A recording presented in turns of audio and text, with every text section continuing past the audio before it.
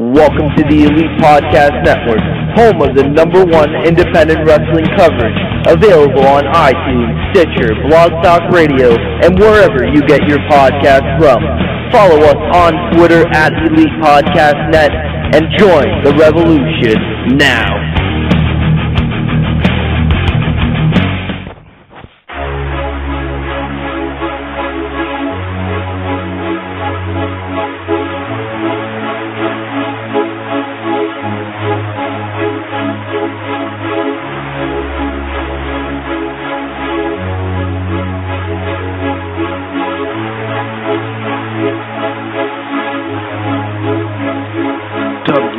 WHRADIO.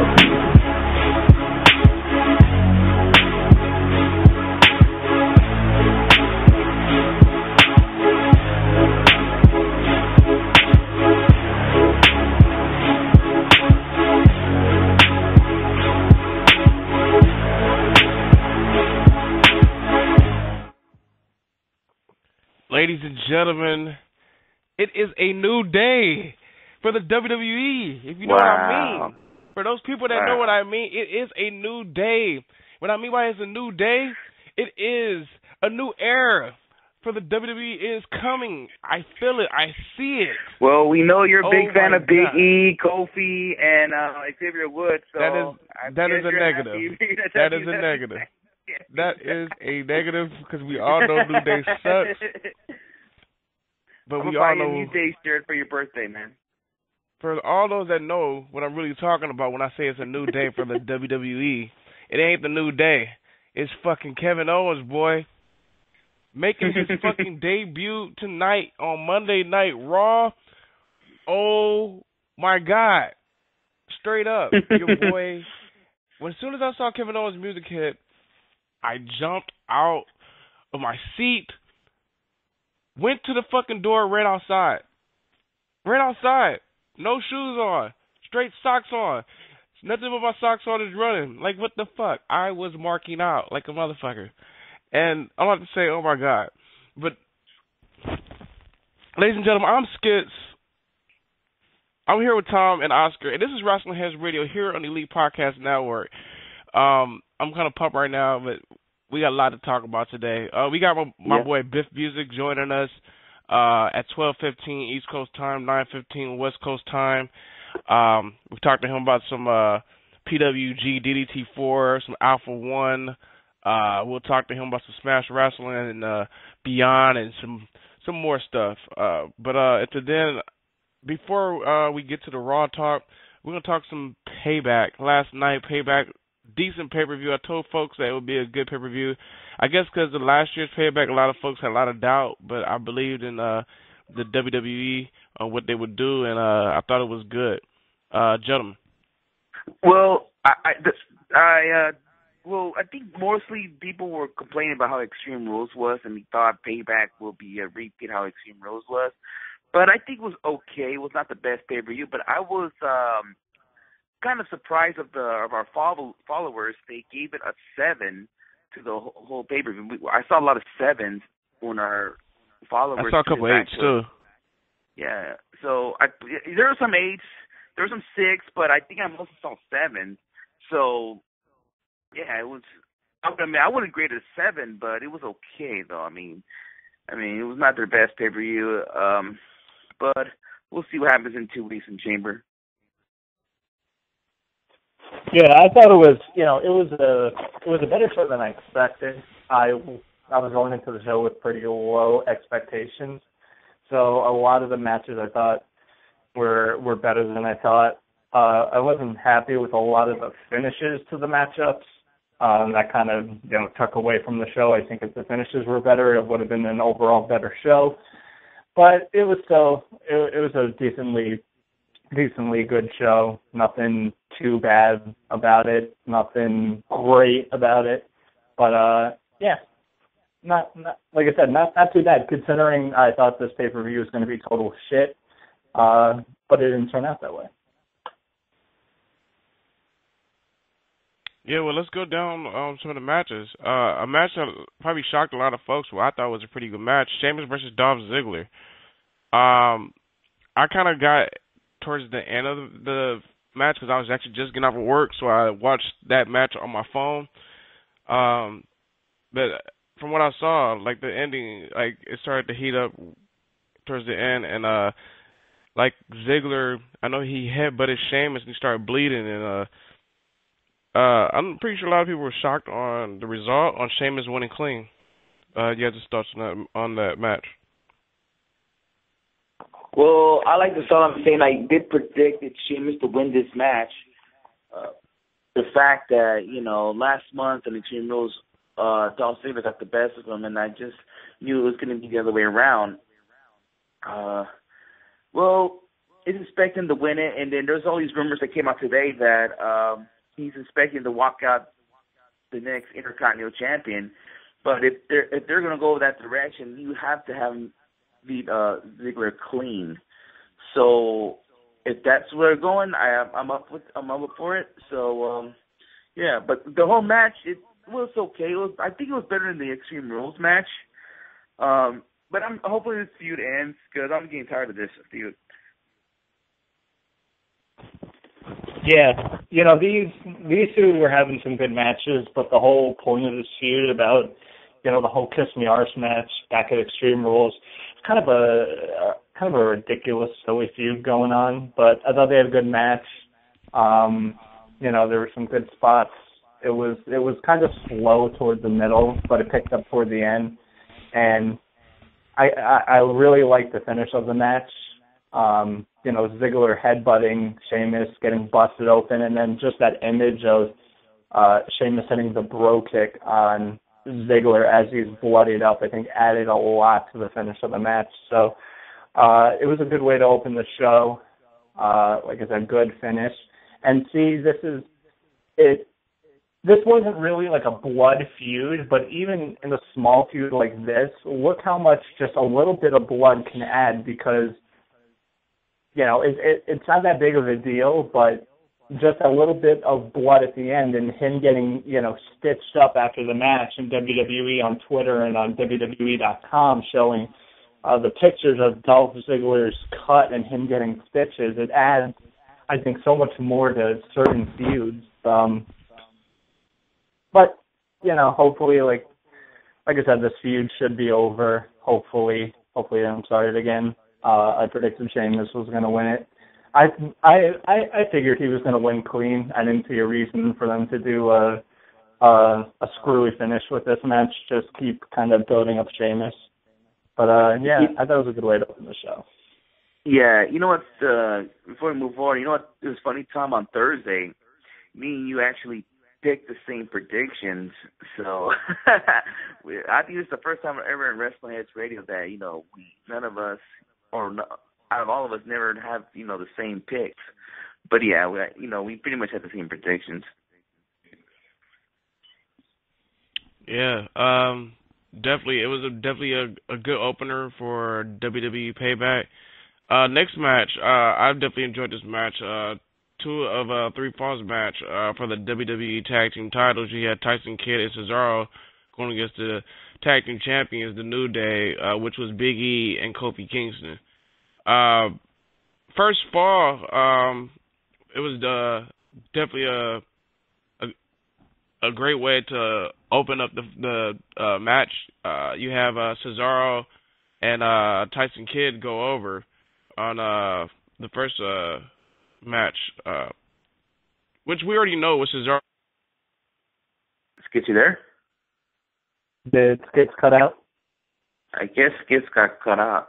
But but anyway, like he was saying, so first fall went to fault. There we go. He is back. And go on, Skits. He's back now. My fault. I should have moved my damn controller while I was talking. But yeah, like I was saying, like I'm loving both sides because you got to give credit to the New Day also because they've also been doing good in the ring also. I'm loving what I'm seeing with Kofi and Big E also. I know a lot of people were giving them shit in the beginning when they were faces, but now them as heels, it's like a whole new tag team. He just disrespected the Baltimore Orioles, so don't forget about that. Oh, yeah. That was kind of funny. Adam Jones was there from the Orioles. I know Tom is a freaking New York Yankees fan, and they don't like the Orioles. I'm sure Tom was smiling after that promo there. So. Without a doubt. And these, I said it on Thursday when we were doing our predictions. These two teams, I think, just have natural chemistry with each other. They gelled so well in the ring. When they had the big spots, they were gelling. All the pacing in between, it just felt like a natural, good old-fashioned tag team match. And it's a credit to all the guys involved. Everybody, like, we know what Cesaro and Tyson Kidd could do. We praise them week in and week out. And so do a lot of other people. But, of course, you got to give credit to Big E and Kofi. I think people know that they have talent, but, it takes two to tango when you're in a wrestling ring and when you're putting on a good match. So these four guys delivered. I didn't really like the finish, just for the fact that what the finish basically said was that all black people look alike, that the ref couldn't tell Kofi Kingston and Xavier Woods apart. Like, first of all, Xavier Woods is bigger than Kofi Kingston. They have different hairstyles. They look different. They don't look the same. I absolutely didn't like that finish. I mean, it made sense, but I just didn't like it in that aspect. Well, right. I definitely get exactly where you're coming from. Yeah, you also got to think of this, too. Kofi and Xavier Woods do wear the same outfits, if you really think about that. So, in the way how he pinned them, Xavier was covering his face. The referee could see his tights, and he made the referee seems like this is Kofi Kingston the one pinning them. So, that's, if you look at it that way, I see it that way. But I understand why they did that finish, because just to get more heat on the New Day. New Day, they're going to come out with some crazy tricks and, and have these kind of finishes just to piss off the crowd. And all those agents back there, they're all old school. That's how they came from. You have to have heat with somebody that the crowd going to get somebody heat. That's what they love. If you're a heel, you got to have this heat. And guys like Michael Hayes and whoever's like the agent, like the old school guys, they're probably loving with this whole New Day thing they're doing, because that's how how it's supposed to be. The heels got to have heat, and these guys probably got the most heat than everybody in the roster. Well, got to be. So, I mean, even guys like JR and them should be happy, because that's what they were complaining for the last couple of years. There's too many heels getting cheered. You got Bray Wyatt getting cheered, the Shield getting cheered when they were heels. They need a tag team to get heat on, and then Varsity is the perfect tag team to do it. Yeah, and one thing you forgot to mention how Xavier Woods, how he rolled out and put his vest back on. That's hilarious. I'm not gonna lie, that was kind of funny. He just act like nothing happened. Because I believe they hit Xavier Woods before that happened. I believe like Cesaro or Tyson Kidd, I think one of them kicked him on the ground, and like he, got in somehow and got that roll up, and then he just rolled back out and put his vest back on and like got up like he just got back up. That was funny. But next match, Ryback against Bray Wyatt. A lot of folks really weren't high on this match, but I think this is one of those matches you have to like give Bray so he can like get back, get his momentum back after losing to Taker. So they put him in the match against Ryback, and in the middle of the match, how for those that watch Bray Wyatt's matches, when he jumps in the air and he lands on your stomach from his back, that happened. He basically did that to Ryback outside of the ring, and he messed his ribs up. So I'm not sure if that's legit or not, but Ryback was on Raw tonight, which we'll talk about later, and he basically got the win. it really wasn't like the best match ever, or one of Bray's best matches. But Bray's basically back on his momentum is basically about to come back up, and I feel like maybe that next thing for him is probably maybe for the IC title, or maybe a feud with Roman Reigns, which we can talk about later too. Yeah, I mean, Bray Wyatt, yeah, he needed this win last night, and then he did. And about Ryback's injury, I'm just hoping it wasn't, too legit. There's some rumors that he was legit. He was not supposed to wrestle tonight, but he unfortunately did. We'll talk about it later. But then, knowing Bray Wyatt, him and whoever he works with opponents, like before the show, they like to work on some things. So I'm pretty sure this was not no last minute thing or during the match, like, okay, let me do this and that. I'm pretty sure they were planning it. But if Ryback really got hurt, then well, that gotta suck, So, yeah, that's a 300-pounder man flying like 5 feet. That's really risky there, How can you not hurt yourself from that? Yeah, that's too much weight from a 5-foot level fall. That's too much weight there. But going to the match, it wasn't the best match at all. I mean, I'm not saying they both suck or anything like that. I think Bray Wyatt did try his best to put out the match. I mean, him and Ryback don't got no kind of chemistry at all. Nothing. I mean, you know how Ryback is. He's not that great in the ring. But, yeah, it's just that, it's one of those things that Bray Wyatt couldn't. He tried too much to do something with this match, but didn't work out. So let's not forget Ryback when he got on top of the ropes and did that splash. Yeah, but that was the best splash we've seen. I was shocked. I was shocked. I mean, I think I even seen Goldberg did something like that before too. So I mean, it's something like once in a blue moon we'll see. But then, at the end of the day, the match was not that great, and let's just see what happens with Bray Wyatt now going forward. I mean, you could be right, Skits. It could be a Roman Reigns feud. I was hoping him and Cena got it again, this time for the U.S. title, but fortunately, that's nonetheless not going to happen. But, yeah, we'll see what's next for Bray. I mean, he needed this win, and because if he lost that match last night, he could have been done. We'll probably see him going against Fandango or Zack Ryder. Yeah, I thought the match, it was okay. Didn't really expect much going into it, just a way to get Bray over. They did go longer than I expected, and they had a few more spots than I kind of anticipated going into the matchup. So in that sense, it kind of, made me a little bit more pleased with the match.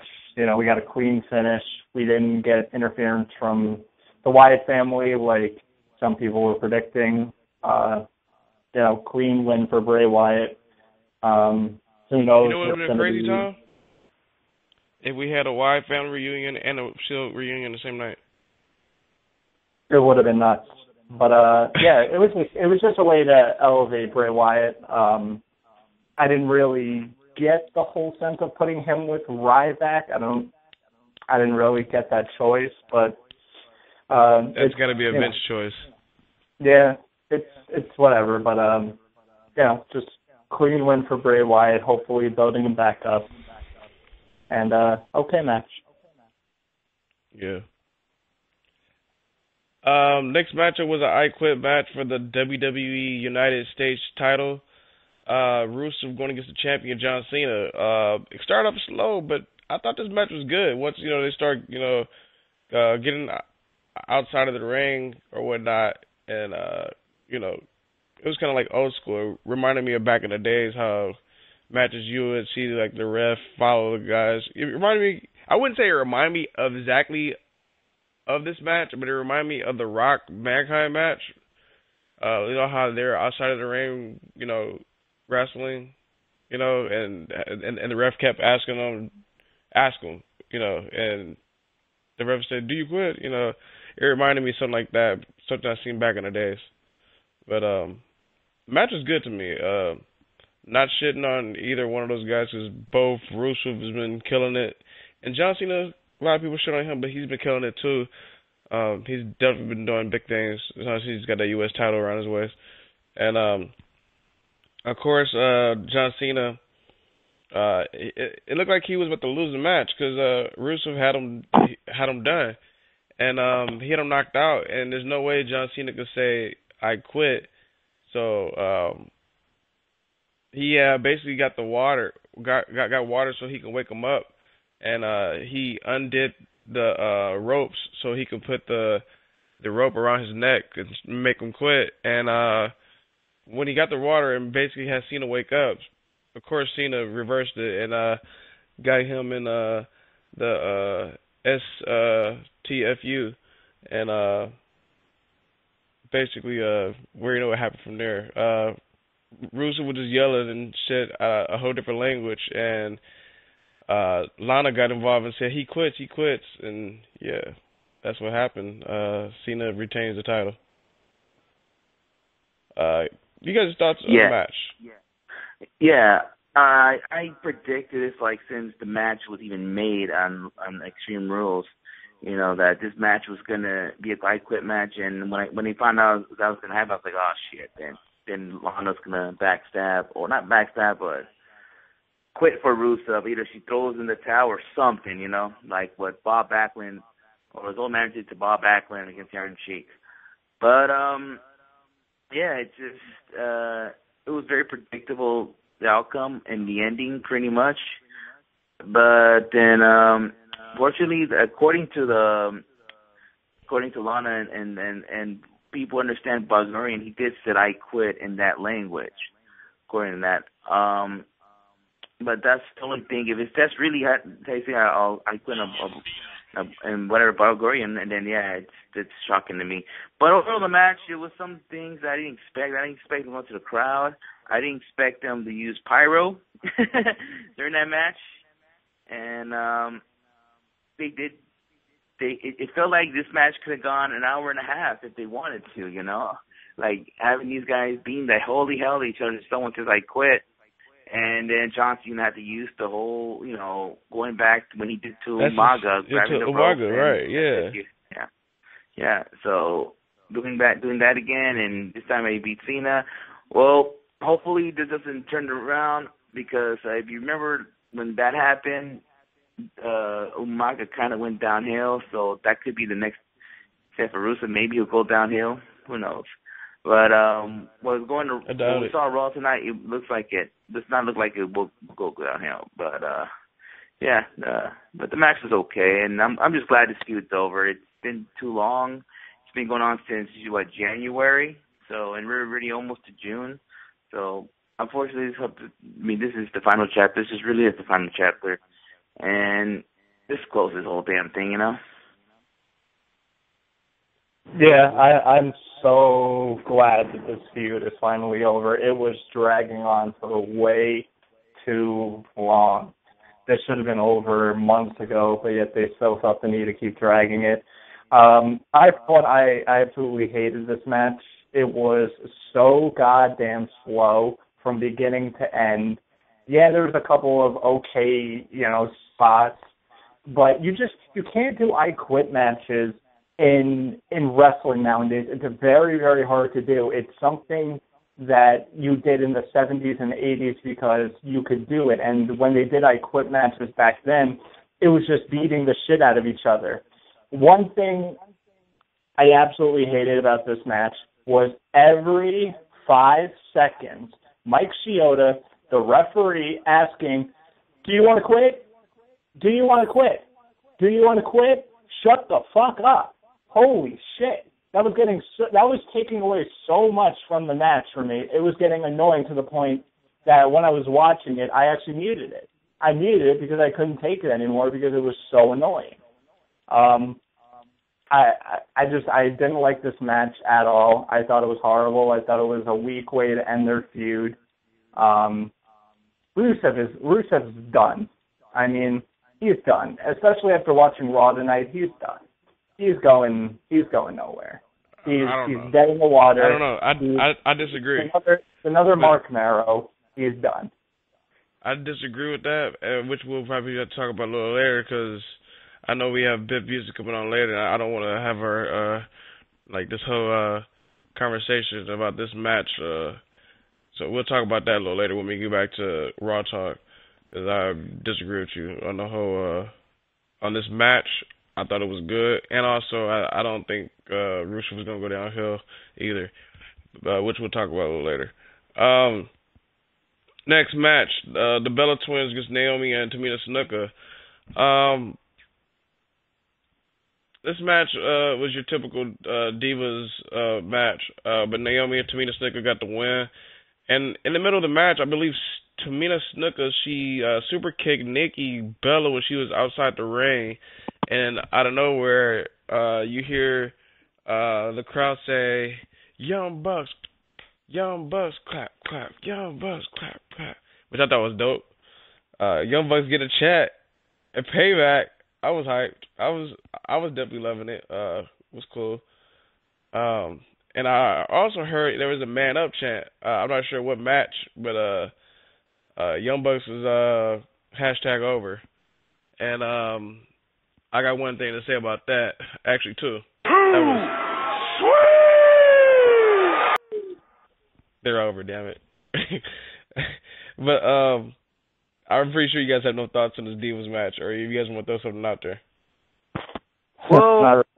Well, you got to think about this, though. I mean, Baltimore is pretty much, this Ring of Honor, Ring of Honor spot. Or city, you can say that, because if you think about it, New York is WWE. Atlanta was WCW straight out, and Philadelphia is ECW. But in Baltimore, I think I have to say it's Ring of Honor due to the fact that their offices is out there in Baltimore, and they do a lot of shows out there in Baltimore. So, the pay-per-views in Baltimore, you have to expect some Ring of Honor chants. With those super kicks, of course, you're going to get some Young Bucks chants. Young Bucks are always doing some shows in Ring of Honor. And plus, he just did a show in Ring of Honor. So, yeah, unfortunately, there's rumors they could sign an exclusive deal, but who knows if they will or not.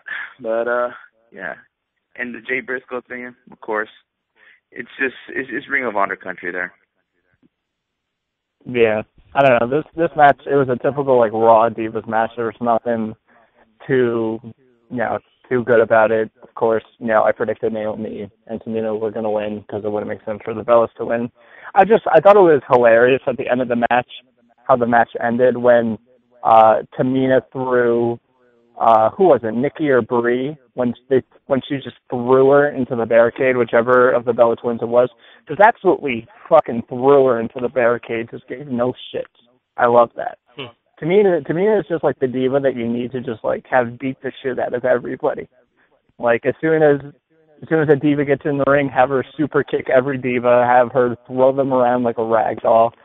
Tamina's awesome. But match was, it was a divas match. Breaking news, guys. Kevin Owens is trending worldwide, I believe, in the world right now. I believe you deserve it. Yeah. Rolling Stone actually just tweeted out something about Kevin Owens as well, and they're a huge magazine, so that's big too. But we'll probably get into that later. I mean, it was a crazy night. Let's go ahead and move on WWE Payback talk. King Wade Barrett himself went one-on-one against Neville. And the match could have been good, but I don't know what they were thinking. Neville won by count out. Kind of disappointed because I feel like they're really fucking this feud up. I don't know, but it's some more to talk about a little later when we get to Raw too. But this feud went nowhere to me. Well, I thought the reason why they did that ending was because this was leading to the Intercontinental title picture. That's what I thought this was going. But I guess when we get to Raw talk, I'll talk more about it. We're probably gonna have more questions why they did that. Why did Wade Barrett got himself counted out? But yeah, that's what I thought it was gonna go. Yeah, I thought it was a good match. Once again, like I said at the beginning of the show, it was just another weak finish. But in a way, it makes sense because you keep Neville looking strong while kind of keeping Barrett looking a little bit strong as well by having him. I mean, it's not really making Barrett look strong because you're just having him walk away. But then we get to see Neville hit the red arrow. So, like I said, it was a good match, but just another kind of just weak finish. Yeah.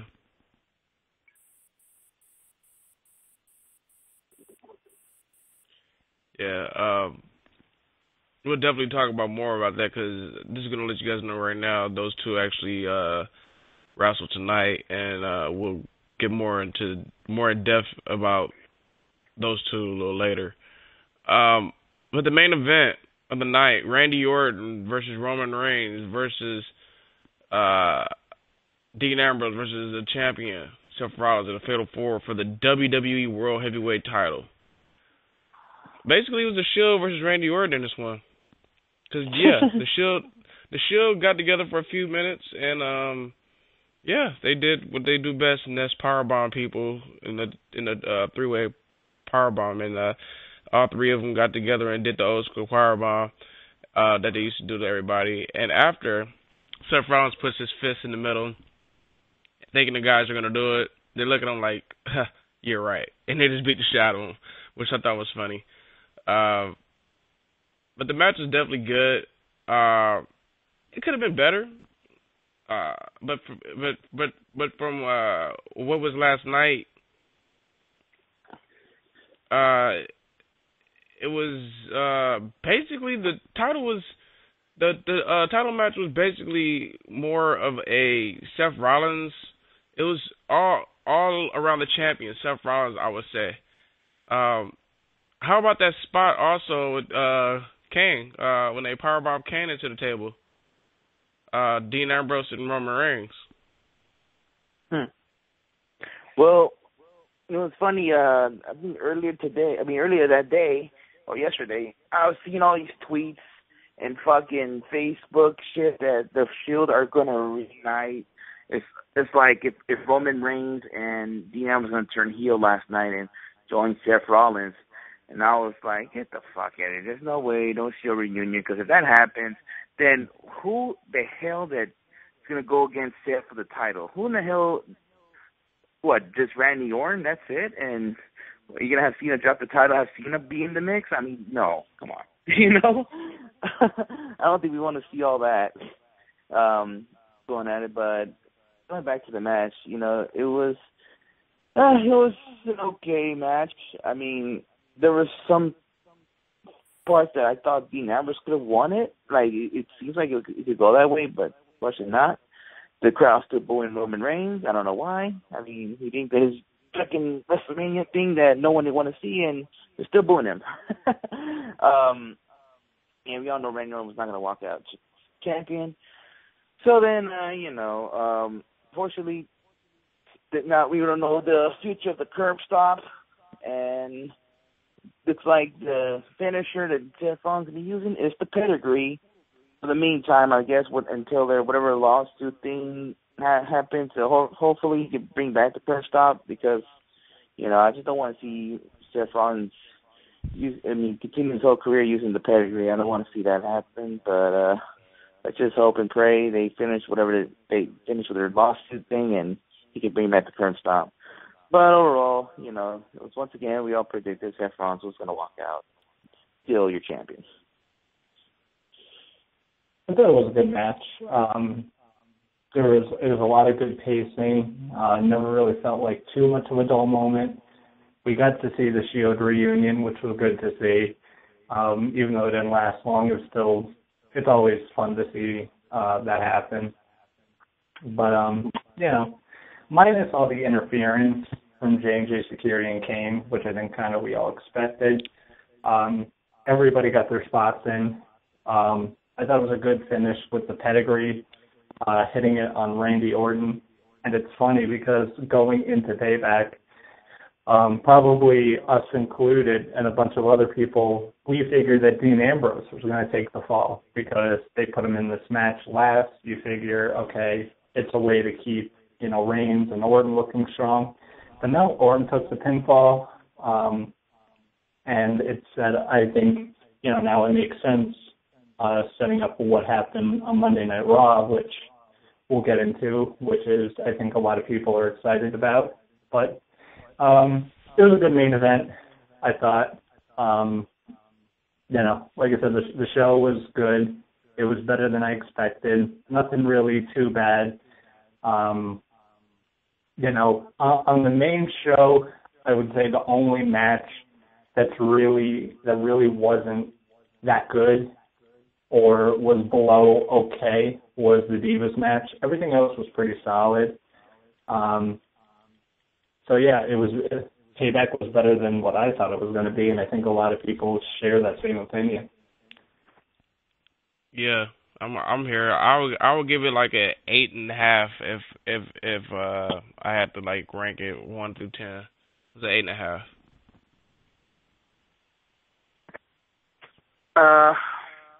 I guess I'll give it a 7, like everybody else said. I mean, there's two matches I didn't enjoy: the Divas match and the freaking Ryback and Bray Wyatt match. It's like if you could put something else over it, then okay. And you know what? I still counted the pre-show matches. I mean, Stardust and R-Truth, like whatever, and the tag match as well. It was more comedic, if anything. And you know what's funny? That all these tweets I was reading after that match, they're tweeting like, how could he disrespect the legends of Hulk Hogan and Macho Man and all this stuff? I mean, it's just a freaking, I won't say a parody, but maybe you could say a parody of the legends. He just put them as a tag team, and maybe they'll break them up. Maybe it won't be a long-term thing. So the whole Macho Man and Curtis Axel Mania thing, I hope it just ends and people could shut the fuck up,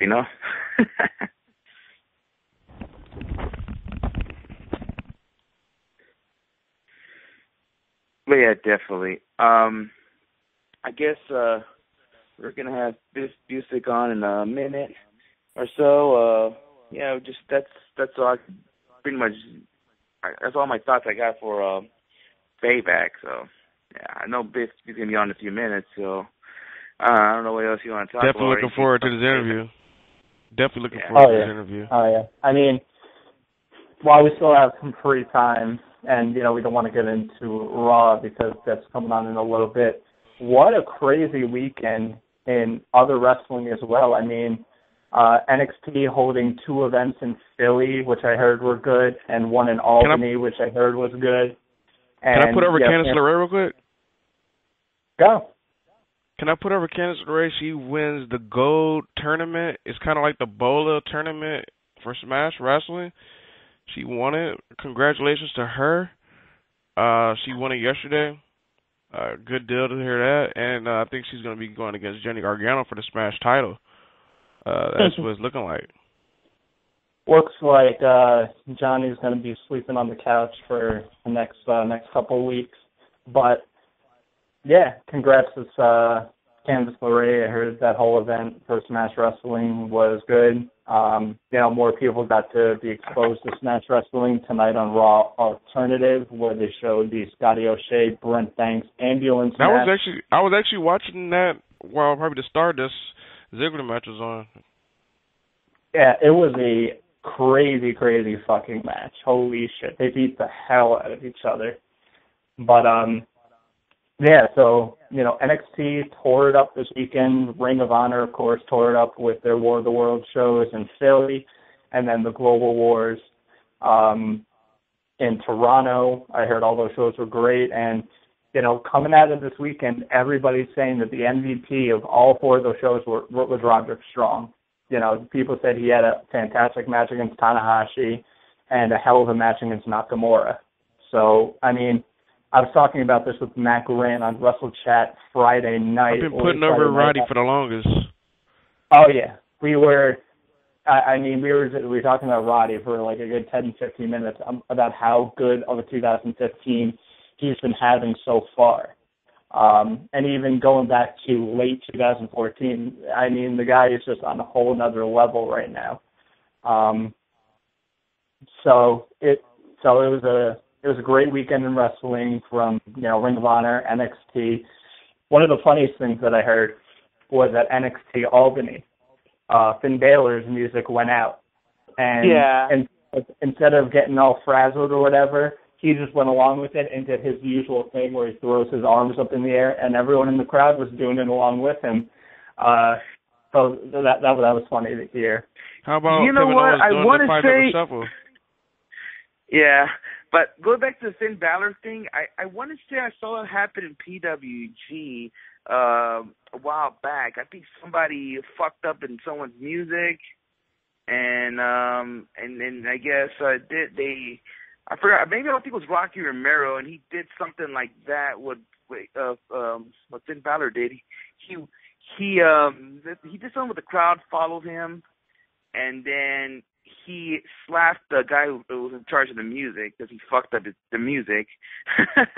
And that's what kind of reminded me when I saw that video of Finn Balor in his botch entrance, But it was not really his fault. It was, I guess, whoever in charge of the music's fault. So luckily it happened in a live event, not no TV event. So how about Finn also doing the Triple H with the water?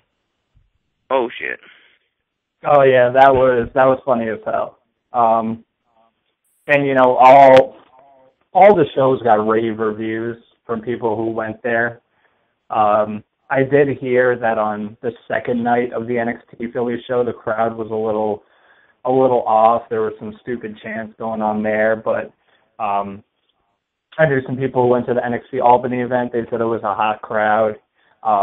Great stuff. A lot of people, interesting enough, people were saying, obviously they're going to praise Charlotte and Sasha Banks and Bayley and Becky Lynch. Didn't they main event, right?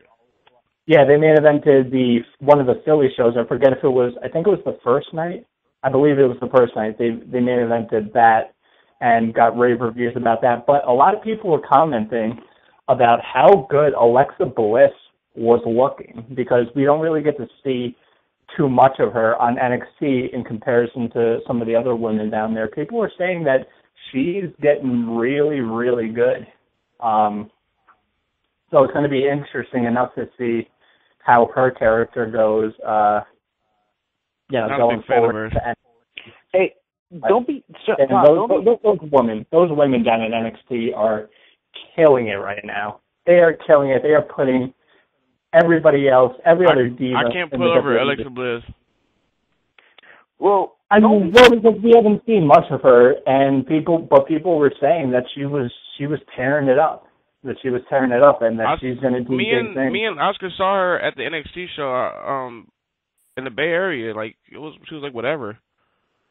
Well, I'm going to tell you this right now. I know Triple H really likes her a lot.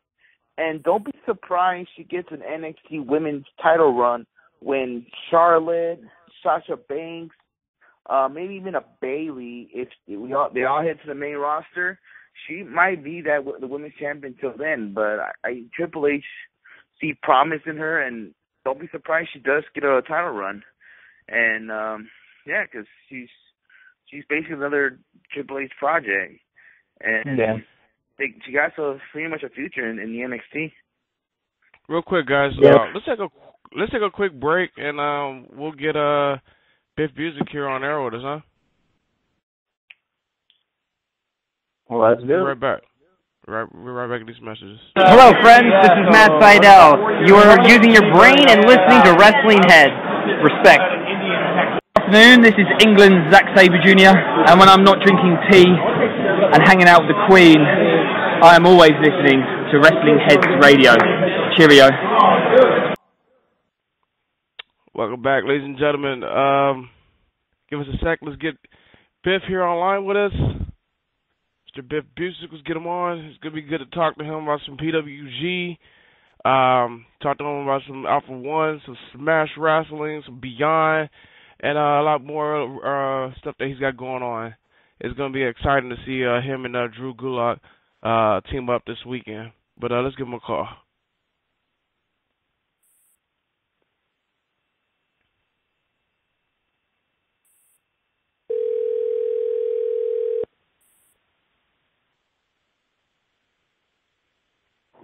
Hello?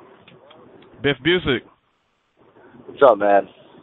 What's going on? This is Skits from WHRADIO, man. You're live on the air with us, man. Oh, cool, man. What's going on, guys? Good to hear from you. Yeah, man. Thanks for stopping with us, because I know you just got finished training. Oh, yeah. We just got out of class tonight. It was a good one, though. We went from 9 to midnight. Everyone was tired, but it went well. Definitely, man. We know you got PWG coming this Friday. You and Drew Gulak, DDT4. I'm looking forward to it, man. Talk to us about it, man. Yeah, man, I'm looking forward to it, too. I really like tagging with Drew. I think, especially as of late, we've kind of really come into our own as far as, being a cohesive unit. When we first started, there was kind of some wrinkles we had to iron out, but now, I mean, I'd say we've teamed against some of the best teams in the world. Last weekend, we teamed against, or I should say 2 weekends ago, we teamed against the American Wolves, Smash Wrestling in Canada. Before that, we teamed against the Bucks. Before that, we teamed against, I think, Roddy and Eddie. So we've definitely been in there with some awesome teams to kind of learn from. So I think we're more than prepared for DDT4 this weekend. Yeah. Real quick before I pass the question on to my co-host, you guys come up with a name, because I know both you guys train together, and plus you guys both worked in CZW. You guys have a name for your team? We're a couple of boring guys, so I think we're going to stick with the old boring gimmick, and we're going to call ourselves Busick and Gulak. I don't think we'd want it any other way. Definitely. Let me pass the question on to my co-host, Oscar. Oscar, go ahead, man. What's going on, Busick? Welcome back in the show, man. Oh, thanks for having me, man. I appreciate it. Yeah, man. I remember last time we had you on, I was like, very excited to see you at PWG, because I always see you wrestle either on iPay-per-view or on YouTube, but I finally get the chance to see you wrestle in person, and and then ever since then I see you everywhere. And then I finally went to Evolve up in the Bay Area in San Jose, and then I was like, yeah, I'm seeing Busick everywhere, even in the streets of San Jose partying. Oh yeah, man, that was a wild weekend in San Jose.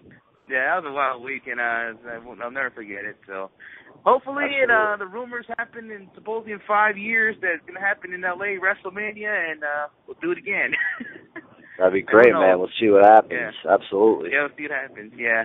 My first question I want to ask you: you're going to be involved with this tournament, a DDT4 tournament. We all know a lot of tag teams or wrestlers that form tag teams, been involved with this tournament, like Young Bucks, Super Smash Brothers, and the list goes on and on. How do you feel you could participate in this tournament? And was this tournament one goal of your mind when you first started your career? Yeah, man. I mean, I've always been a fan of PWG. I mean, I think some of the best wrestlers in the entire world go to wrestle at PWG. So to be included in a tournament like this, it's an honor. I mean, tag team wrestling definitely isn't my specialty, but I think that me and Gulak over the last couple of months have, like I said earlier, come into our own. And, some of these teams that are booked this year, like guys like the Monster Mafia, Love Gun, Candice and Joey, I think Trevor Lee and Andrew Everett are teaming up. The teams in this year's tournament are just unbelievable. So it's definitely going to be able to kind of test ourselves against some of the best teams in the world. But I'm confident. Like I said earlier, me and Gulak have definitely kind of been practicing our shtick against some of the best teams in the world. So I think we have a good chance to go far in the tournament this year. Yeah, definitely.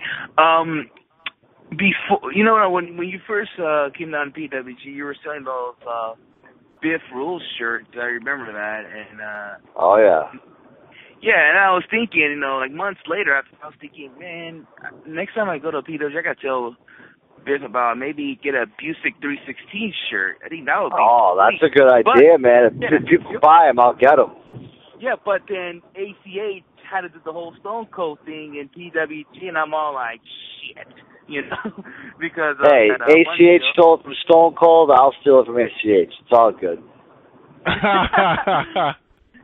Oh, then next thing you know, you guys gonna have a tag team coming up with Steve Austin music. Hey, you're not stealing the music license. Your interest doesn't come out in those PWG DVDs. Yeah, so. we'll make sure Super Dragon edits that out. It'll be all right. That'll be sweet, and we'll be seeing you starting people, and hopefully in the future. Absolutely, I'd love to. Yeah, definitely. I'm going to go pass it on to Tom. Go ahead, Tom.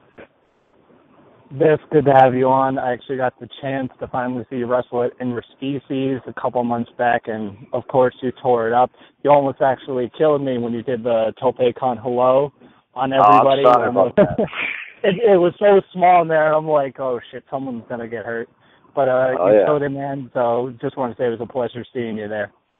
Oh, thanks, man. I appreciate that. My question, I hate to get away from PWG just for a little bit, but this was something that I kind of noticed, and I kind of wanted to get your take on it. We haven't seen you in CZW so far in 2015, and, last year you were CZW World Champ. What's going on between you and CZW? Is it something you can elaborate on, or are you not allowed to talk about it? What's going on? No, I mean, I'm cool with DJ. I'm good friends with DJ. I like CZW. I like what they're doing. I just think towards the end of my run there, I think I need a little bit of time away to kind of just explore different options. It didn't mean that I wasn't going to go back there, but towards the end, I did a no-rope barbed wire match, and then, of course, I did Cage of Death, and I'm not really a huge deathmatch guy, so after I did those big ones, I thought it would be good to kind of give my face a rest there for a little bit. But it doesn't mean that I won't go back there in the future, probably in the very near future. But as far as taking the time off, I just thought that CZW and me need to take a little break from each other. And then when I come back, hopefully people remember who I am and we can kind of pick up where we left off from. I think people will remember you. It was just a little odd that after Cage of Death, you kind of disappeared. I didn't know if something was up, but thanks for elaborating. And you brought something up just before. You mentioned a name in PWG, and you called this man out on Twitter. What's up with you calling out Super Dragon on Twitter?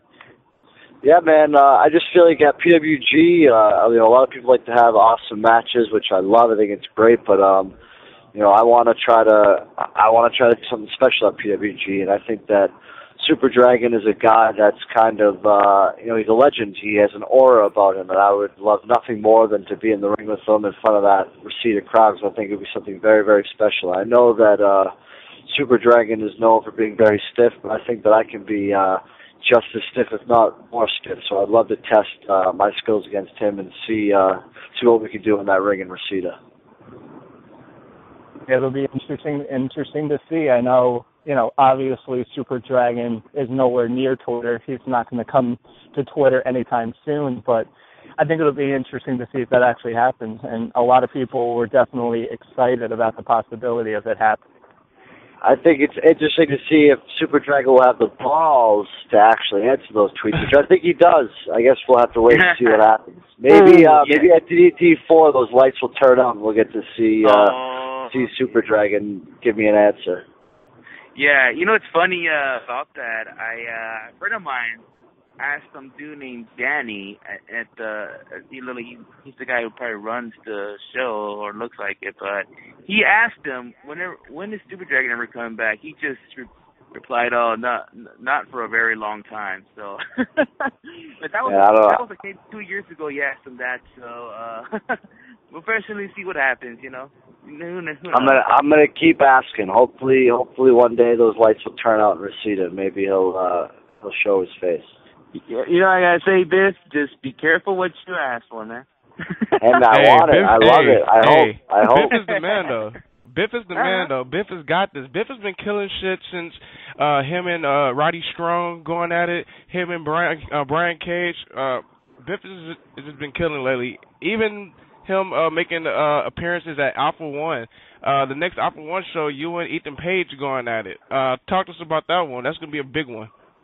Absolutely, man. Alpha One, I made my debut there last month. Awesome company, great crowd, good fans, and really good wrestlers, too. A lot of guys that people don't know, but, they're just new up-and-coming guys that are out of the Hamilton, Ontario scene, and I really like the atmosphere there. Just a lot of, young, hungry guys that just want to kind of make a name for themselves. And Ethan Page, he's kind of annoying with his all-ego type of deal he's got going on, but I got to respect he's good in the ring, and I really look forward to getting in the ring with him. I think we can do something special up there, just because in front of that crowd, man, they got that PWG type of vibe to them. They just want to be excited. They want to have energy the whole night. So I mean, it's definitely a blast to be in front of them. So I'm looking forward to meeting Ethan Page main event in the next show. It's going to be a good one. Yeah, definitely. Just like you said, you and Paige probably two of the best wrestlers right now in the indie scene. Definitely love what both of you guys are doing. Also, another promotion that you've been doing big things in is Smash Wrestling. Can you talk to us about your next appearance there?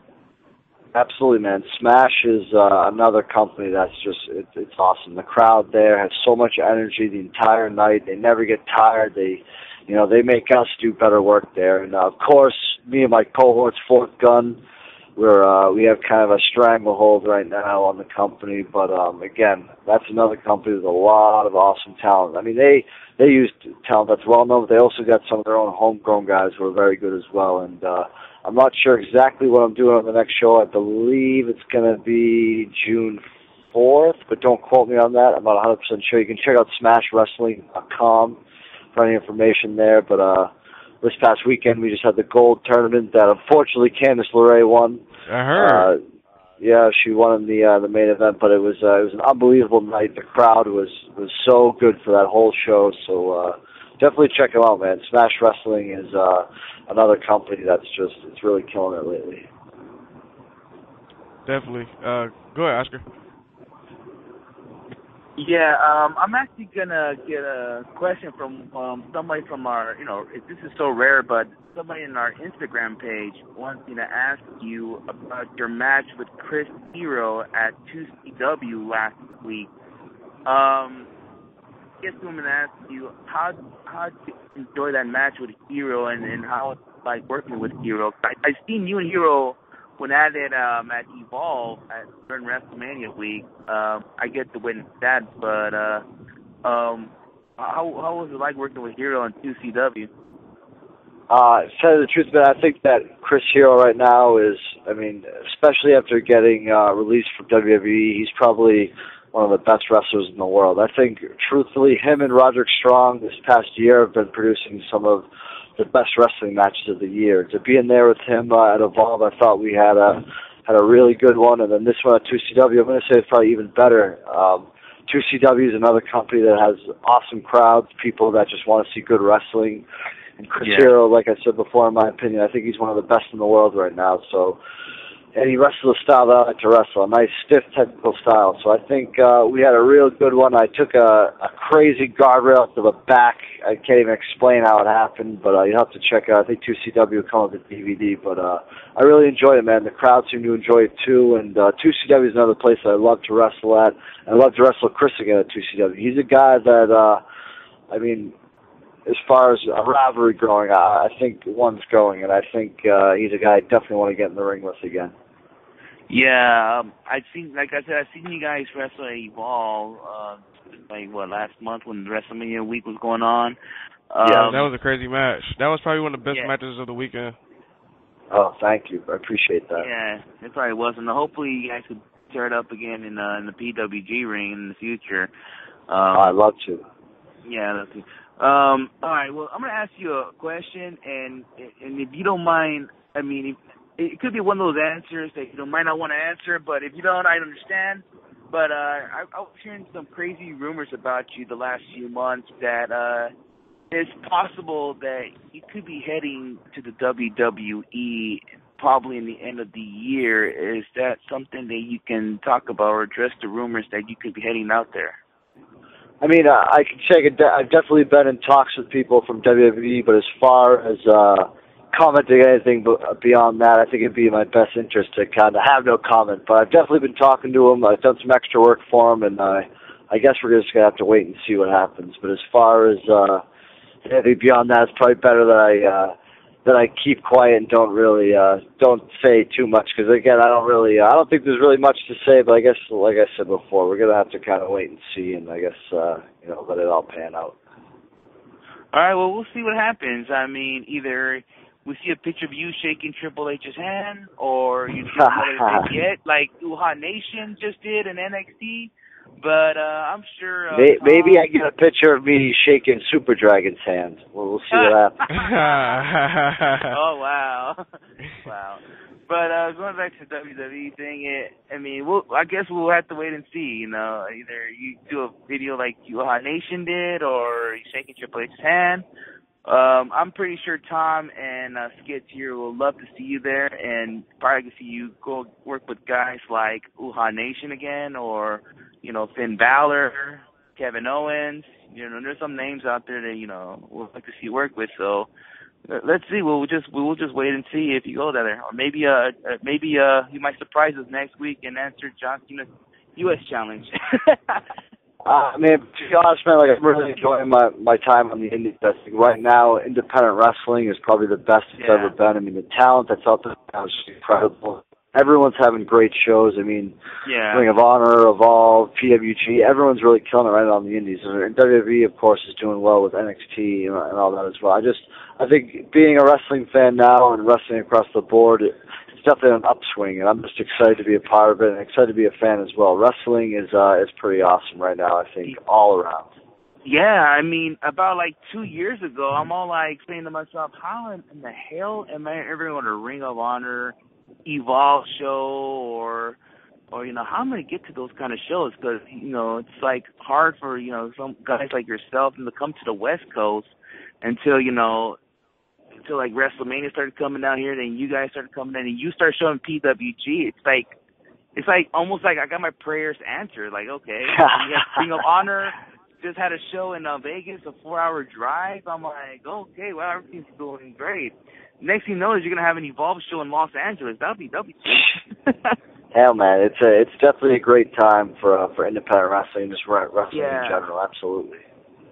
Yeah, I wish like companies like Evolve and Ring of Honor can just go around all over the the States, or maybe even the globe if you can. I know financing's tough, but I wish there'd be fans just like me 2 years ago that want to witness an Evolve show or a Ring of Honor show, just check it out in person, and then they have a good time like I did, so. No, absolutely. Never say never. You never know what happens. Never say never, It could happen. So hopefully, just be positive. Hopefully things will go down. I think if things keep going like they will, I think definitely you'll see a lot more companies traveling a lot more. Yeah. Yeah, just the independent thing is just going to another height that I thought it was doing better 2 years ago. So, hell yeah. We'll just see what happens 2 years from now. Maybe we'll see you in Global Force Wrestling. Who knows? You never know, man. Right. Never say never. Yeah, never say never. All right. Go ahead, Tom. Yeah, you mentioned one of the big companies right now in the industry is Evolve. And at the end of the month, they got 2 big shows running in the New York area, which I'm hoping to get down to. But the big one for you, Evolve 43 in Queens, you going against Drew Galloway for the Dragon Gate USA Open the Freedom Gate Championship. Talk about how big that's going to be for you going against Galloway, main eventing an Evolve show. Absolutely, man. Galloway's a guy that I definitely wanted to get in the ring with for a long time now, especially since it's been on the Indies. And I know a lot of people have been kind of complaining about, or some people I should say, about how Dragon Gate USA and Evolve and this and that. The other thing, all I know is that the belt's on the line with Galloway. We're going to have a hard-hitting, very physical match. And, I think that Dragon Gate Championship still means something. A lot of good guys have held it. I think as far as the future of Dragon Gate, I don't know what it's going to be, but I'd like to be a part of it either way. And I think a good first step would be to obtain that belt. So, I'm really looking forward to getting in the ring with him. And I think in Evolve, I really haven't had the match to kind of make a statement for myself yet. And I think that's going to be the one to kind of prove that my time is now in Evolve. And I look forward to doing it against Drew Galloway. Definitely, can definitely agree with that. And then looking to the next night, Evolve 44, you kind of change gears a little bit, and you're going against Mike Bailey, who just kind of recently debuted in Evolve. Different change of styles. What do you think about going against Mike Bailey, who's been getting a lot of praise from Mike a lot Bailey's of people? a monster. He's been getting a lot of recognition. That match with him and Trevor Lee at PWG was nuts. So I know that him and Biff are going to have a crazy match, too.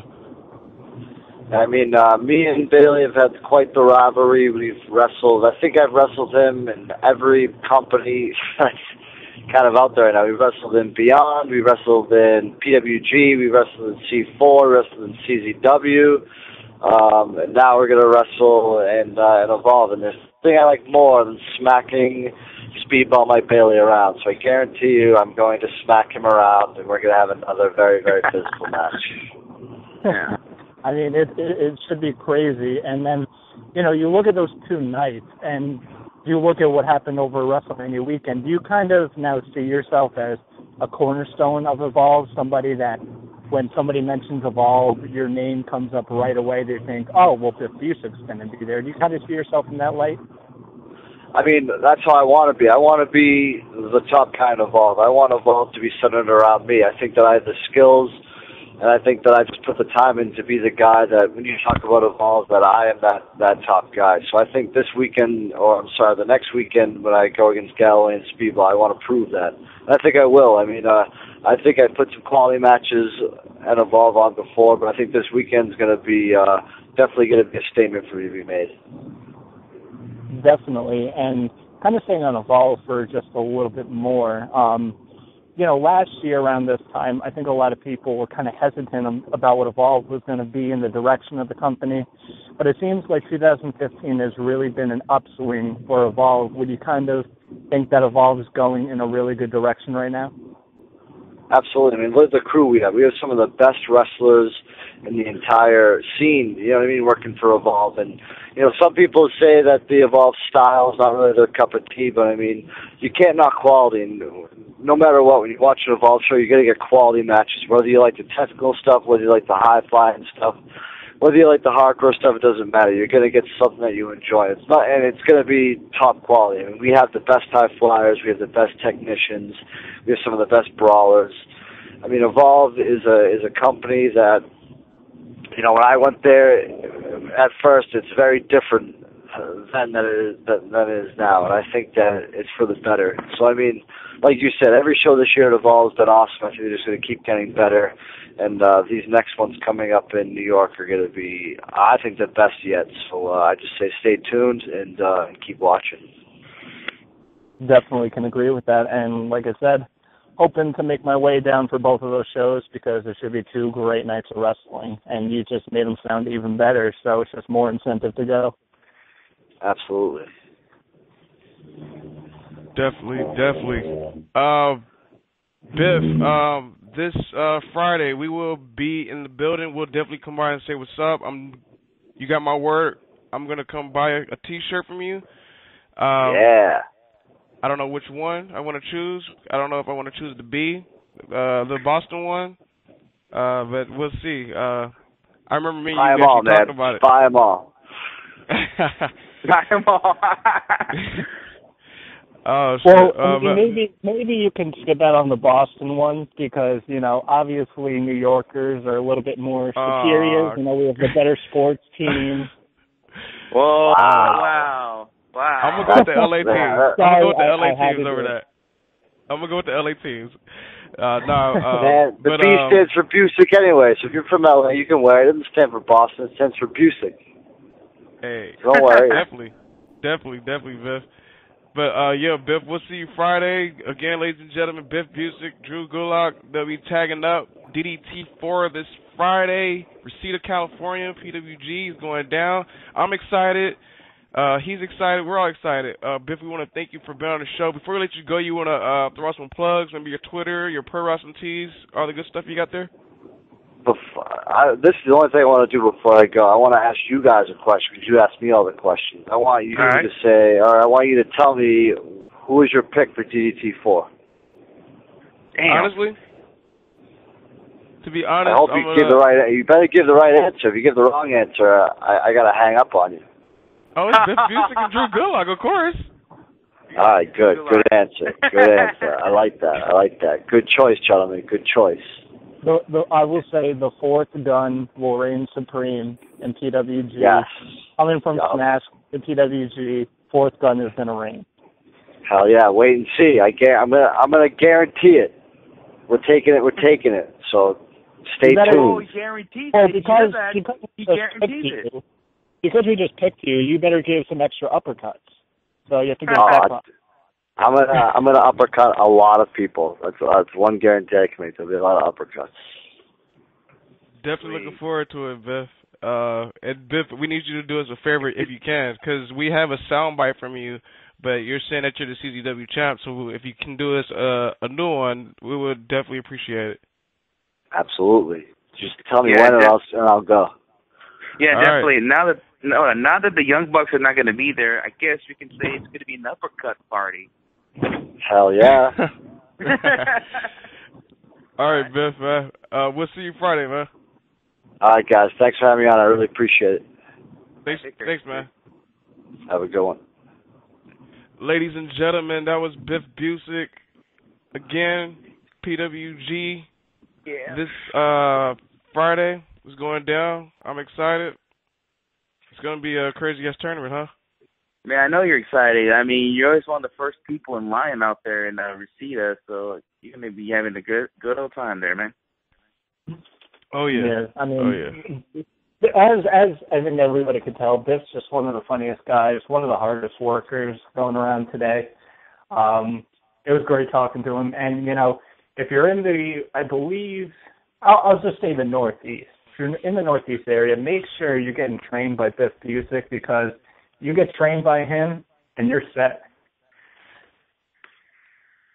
So I believe you can set up training through Beyond Wrestling. So hit them up. If you want to become a wrestler, hit up Beyond Wrestling and they'll get you set up with Biff Busick. Yeah. Yeah, definitely. Yeah, should we take another break? Yeah, might as well. Yeah, fight. Let's take another break, and we'll be right back with some more wrestling talk. Be right back, people. Ladies and gentlemen, this is Drew Gulak, and you are listening to Wrestling Heads Podcast. Hey guys, this is Pikachu, and I'm challenging Wrestling Heads Radio to a Pokemon battle. Boom, baby. All you have to do is believe! Oh, God. Okay, I was going to say, man, I feel like that was an Evolve commercial, but you have to put Bo Dallas in there. Come on.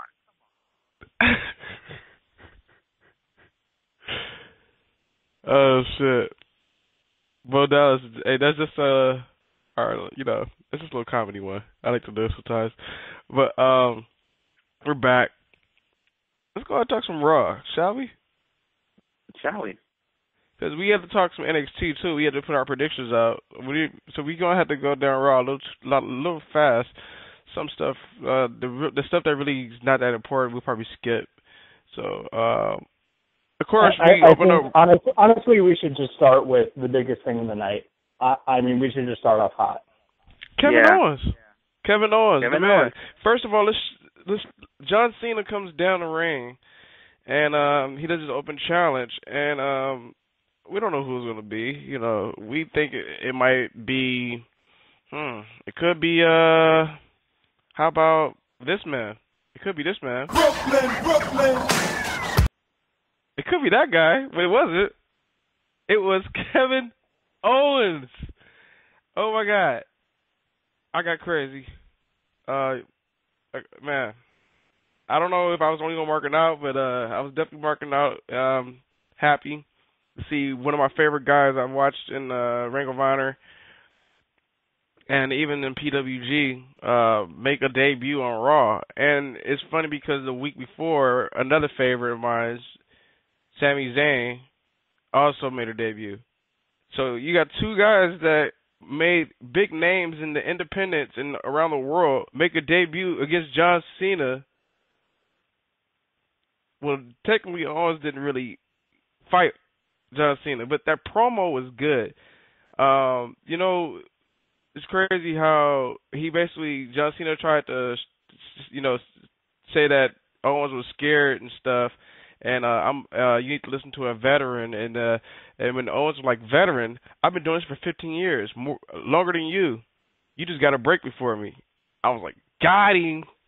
He told him on that one, but Owens making that debut and attacking John Cena and then giving him the powerbomb. Wow, what a fucking way to make a fucking debut. And then later, he catches up with Renee Young, and they ask him, when are you going to fight John Cena? And he says, I just got finished talking to Triple H, and we're going to go one-on-one. And I think it is for the United States title against John Cena. How do you make your fucking debut in ring on the main roster against John Cena for the title? Wow. What a big impact. Yeah. I remember when Cena came out, you called me and said, watch this. And I was like, okay, waiting. You had Matt and freaking Orton waiting for my reaction. At first I was thinking, hold on. Then you have Mysterious Mexican coming out in our living room, and I'm all like, okay, something's happening. Probably it's going to be Finn Balor coming out, ready to promote that freaking takeover at the network. But instead of Finn Balor, it was Kevin Owens. I was like, all right, fuck it. And then Owens came out, and then, like you said, say hi, John, and all that shit, and then powerbombing them, stepping on the United States title. Wow, disrespectful. And let's not ring it, Kevin Owens. This is Canadian. Yeah, and it's because he just did a dick move. So that's basically what he did. And yeah, I mean, what a good way to. I wouldn't say he's not fully in the main roster yet, but I just think that it just put him in there to have someone to see to work with, and why not have a guy who's unstoppable in NXT, and it's Kevin Owens. So now they're going to have a match in the Chamber. We'll see if it's going to be a U.S. title match or not, but would it be awesome if he does walk out U.S. champion? Just think about it. Come out with both NXT and U.S. champion? That'd be pretty awesome. I kind of want to bring NXT in this if that's the case. Because I have a feeling John Cena's going to show up at NXT, cost Kevin Owens somehow for the title, and then they have the match already at Elimination Chamber, and Owens beats Cena. That's very possible, but at the same time, you got to think about this, though. The Sami Zayn injury, it's like... It's not, but then also, who said Sami Zayn has to win? Maybe somehow... they have Finn Balor or somebody take the title. Like, maybe Sami Zayn's not that guy, Okay, but at the same time, it's Owen in the main roster full time, but we don't even know that. We don't, I've never seen an NXT guy. I've never seen any guy from NXT go straight to a fucking pay-per-view match like Elimination Chamber. They usually show up like a Royal Rumble. They're hyping this NXT up so much. You just don't. They're just bringing guys in pay-per-views. It wouldn't surprise me. And part of the year from now, they'll use the NXT title in main events in those pay-per-views like SummerSlam or WrestleMania. Kind of like when they had the third ECW brand. It wouldn't surprise me next year. And also another thing I heard, and for WWE 2K16, I'm hearing they're trying to plan the biggest roster in video game history, So that means you're going to have main roster talent in that video game, legends, and NXT roster. I mean, you can have the whole roster. You have Sasha Banks, Baron Corbin, Kevin Owens. That whole roster could be in the video game. So I'm just thinking next few months they're going to be piping up NXT, keep doing it, and then there's house shows, and they'll end up doing a house show in New York or freaking LA. Let's also not forget, how about Fight Owens Fight after he did the powerbomb? Like, people know who he is, which is dope. I don't know. Yeah, and he's trending worldwide. And I remember when he first debuted, his shirt was one of the top sellers. So, yeah. It was absolutely insane. When his music hit, it was like one of those moments where I was like, no fucking way. And when he came out, I mean, when Sami Zayn came out, it was cool, but there was something about this that was just 10 times better. It was Kevin Owens being a dick, declining the U.S. title match, disrespecting Cena, giving him that pop-up powerbomb, stepping on the U.S. title while holding up the NXT title, signifying that the NXT title, which is supposed to be like a quote-unquote developmental title, is better than a main roster title and it's more important. That was just great. And everybody was freaking out. I don't know what it is. Maybe it's because a lot of us, were watching, Kevin Owens, Kevin Steen kind of grow as an indie wrestler, and a lot of people took a liking to him because he's a hard worker, and they appreciated everything that he could do in the ring and on the mic. And it's I don't think it's any disrespect to anybody else, but I feel like a lot of fans kind of just got like an attachment to Kevin Owens when he was on the indie scene, and then when he got signed, I think it felt, I think, a little bit more important to people than, let's say, Finn Balor or Hideo Itami, because we thought that Kevin Owens was never going to make it to the WWE. I remember not too long ago, I'd say a year back, maybe a year and a half, Kevin Owens did a Kevin Steen show with Nigel McGuinness, and they were talking about WWE because, Nigel was going to go there, and then stuff didn't work out, and, Kevin was talking about Sami Zayn being there and him maybe not getting there and maybe not making it, and now seeing him on Raw, I think it was something surreal, and I think a lot of people had more of a personal connection to this debut compared to Neville or Sami Zayn or stuff like that, and it's nothing against those guys, because I think because we all love all those guys, I think, the same, but there was just something about Kevin Owens being on there, the guy that everybody said wasn't going to make it, being on Raw and kicking ass. It was awesome to fucking see. Let me say one thing about Kevin Owens. He was so comfortable too in front of that crowd, in front of that big crowd. Oh yeah. It was, like I said, it was awesome. It was completely unexpected. Nobody fucking saw this coming. Nobody saw it coming. So I think that just made it. Yeah, I think that just made it. I thought, you know who I thought the open challenge person was going to be? I thought it was Dolph Ziggler. That's what a lot of people were thought, because Dolph Ziggler wasn't on the show yet, so they're like, oh, Dolph Ziggler is probably going to answer it because he hasn't been on the show yet. So when Kevin Owens came out, everyone's like, wait, what the fuck? Holy shit. I ran outside, bro. Amazing. Yeah. Great debut. I don't know if he's going to win the U.S. title, if it's on the line at Elimination Chamber. I have a feeling we could possibly see what happened with Owens versus Sami Zayn, where he beats up John Cena and gets disqualified, kind of in that sense, where he just keeps powerbombing him or something, and the ref has to stop the match, something like that. Because I don't think the U.S. title's on the line, because I just looked at the NXT Twitter, and it says John Cena battles NXT champion Fight Owens Fight 2 weeks at Elimination Chamber. It doesn't say nothing about the belt. So it could go that route. I don't see Kevin Owens getting a clean pin on Cena, but I don't see Cena pinning Owens. I see that type of finish where Owens just keeps beating on Cena until the ref has to stop the match, thus making, Cena still look pretty strong, but elevating Owens to a whole new level. And I think it's funny that we get to this point because even when Kevin Owens got signed, a lot of people were like, man, WWE is going to screw him up.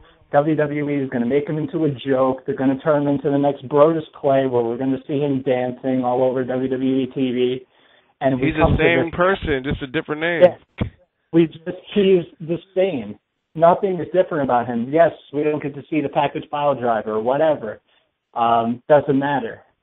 But they didn't change his character. They're not changing anything about him. They're making him look strong. And I think this is going to start changing a lot of people's opinions about who they bring in and how they're going to be used. It's already starting because we can see that when Finn Balor gets to the main roster, he's going to be a top guy. No doubt about it. He is going to be one of the top guys. There's no doubt about that. Same thing for, I think, a guy like Tyler Breeze. I think once Tyler Breeze gets on the main roster, he's going to be a top guy. And then you have, of course, the women down there who are going to come in and I think maybe start changing the division. I don't want to say that just yet because it all depends on the writers and, the higher Jacobs, shout out. Was it his decision to bring Kevin Owens? Jimmy Jacobs make a move. I've been putting over Jimmy Jacobs every week now. It's insane. It's insane. Every time I see something good, I'm always putting over Jimmy Jacobs now. Let's keep putting over fucking Jimmy Jacobs. He's probably doing good. And I saw so many pictures of people with Drake at the NXT shows. He is doing fucking good. He'll probably be reffing on the main roster soon, and people will be chanting Drake, Drake, Drake. It's awesome, and it's just, like I just said, it's a changing perception about what's happening in the WWE. If somebody would have told us in 2011 that Kevin Steen was going to debut on Raw and powerbomb John Cena and have a match with him, I would have laughed. You would have said, yeah, right, in your dreams. And if you would have told them that Kevin Steen... You know what? I got to give a shout out to John Cena, too, for putting these dudes over. Oh, he sold that powerbomb. He sold that powerbomb great. He's putting guys over. He put over fucking Sami Zayn, put over Neville, and now he put over Kevin Owens. Who's next? It's like I said, it's a changing perception of what's going on in the WWE. Like I said, not even just if you would have told us years back that El Generico, Kevin Steen, Pac, all these different guys, Prince, Devitt, and all these guys in the WWE, we would have laughed. We would have said, yeah, right, WWE wouldn't sign those guys. They're not going to be big stars in the WWE because WWE doesn't know how to use guys. And now here we are. Finn Balor's main eventing huge NXT shows. He's going to be a big star. Hideo Itami was getting there. Unfortunately, he's injured, but I think he'll come back. Uhaa Nation is now in WWE. Samoa Joe probably is going to be in WWE. I don't know if it's definite yet. That's one thing that we got to talk about, too. But before we get to that, let's move on. Keep going with Raw. We've kind of been stuck on the Kevin Owens conversation for a bit. I want to talk about some Elimination Chamber matches that have been booked, because also we got to talk about some NXT, too. Elimination Chamber, the Elimination Chamber tag match. I have the participants.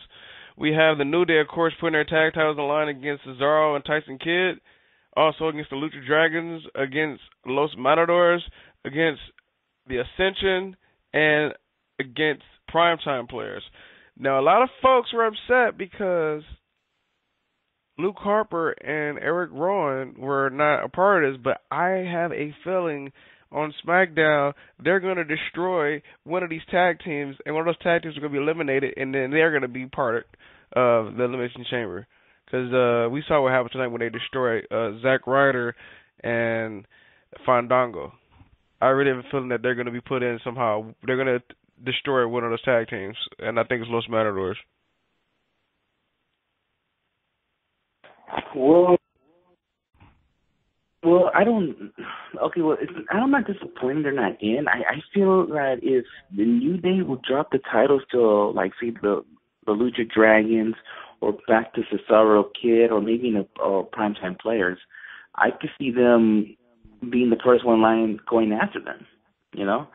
About them destroying a tag team, I mean, Los Matadores, I don't know if that's a wise move because it just seems like on SmackDown a few weeks ago, they look like they're looking towards Los Matadores heel turn because they're pushing Torito around and possibly Torito could be joining the Lucha Dragons. So that could be another scenario. But if, like I said, if they're gonna move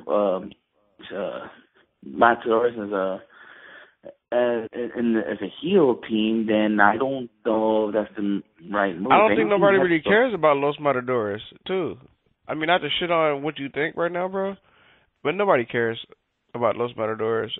I'm pretty sure everybody will be happier to see a way stronger heel tag team, which is Eric Rowan and Luke Harper, over Los Matadores. Okay, but let me ask you drop that. Well, let me ask you a question. Saying that they don't add Luke Harper and Eric Rowan in the match, but let's just say the Primetime Players won the tag titles, all right? And the first one in line are Luke Harper and Rowan. Will you be fine with that? I'll be fine with that too, but I think you gotta add them in that Elimination Chamber match. You have to. Well, I don't know why they didn't do it, but I don't understand. That's why. Well, we've seen what they've been. If you've been watching SmackDown lately, they've been attacking people. I don't watch SmackDown. I know. You see how they've been. You see how they've been attacking people. Yeah. You know how they. Yeah. I feel like they're gonna attack people. You know, that's what they've been doing. So I feel like they're just gonna attack like they've been doing. I don't know how Tom thinks. Your thoughts, huh? It's weird because I don't know how this match is going to go. I feel like it's going to be a clusterfuck. I thought that what they were going to do is do 3 teams of 2, which I think would have made more sense, you know, have guys come in at different times instead of doing 12 guys. I just have the feeling that's going to be like a clusterfuck at times, which I don't know how it's going to go. So I thought they were going to go, you know, like New Day, Cesaro and Kid, and then they were going to have matches to find out who was going to be the third and final team. So, I don't know. Obviously, no one cares about the Matadors. Probably the same thing with the Ascension. Nobody cares that they're really in there because WWE is just... I don't mind the Ascension in. I mean, I don't mind the Ascension in, but it's just how they've been, you know, booked over the past couple months is that no one really cares about them as heels or faces anymore. No one really cares about them. So, I don't know. It's interesting, but at the same time, regardless about how the match goes, at least we can say that the tag team division is getting some recognition. And it's being talked about. People are getting upset because another tag team didn't make it. You know, when do you have people argue about tag teams? You know, when's the last time we argued about WWE tag teams?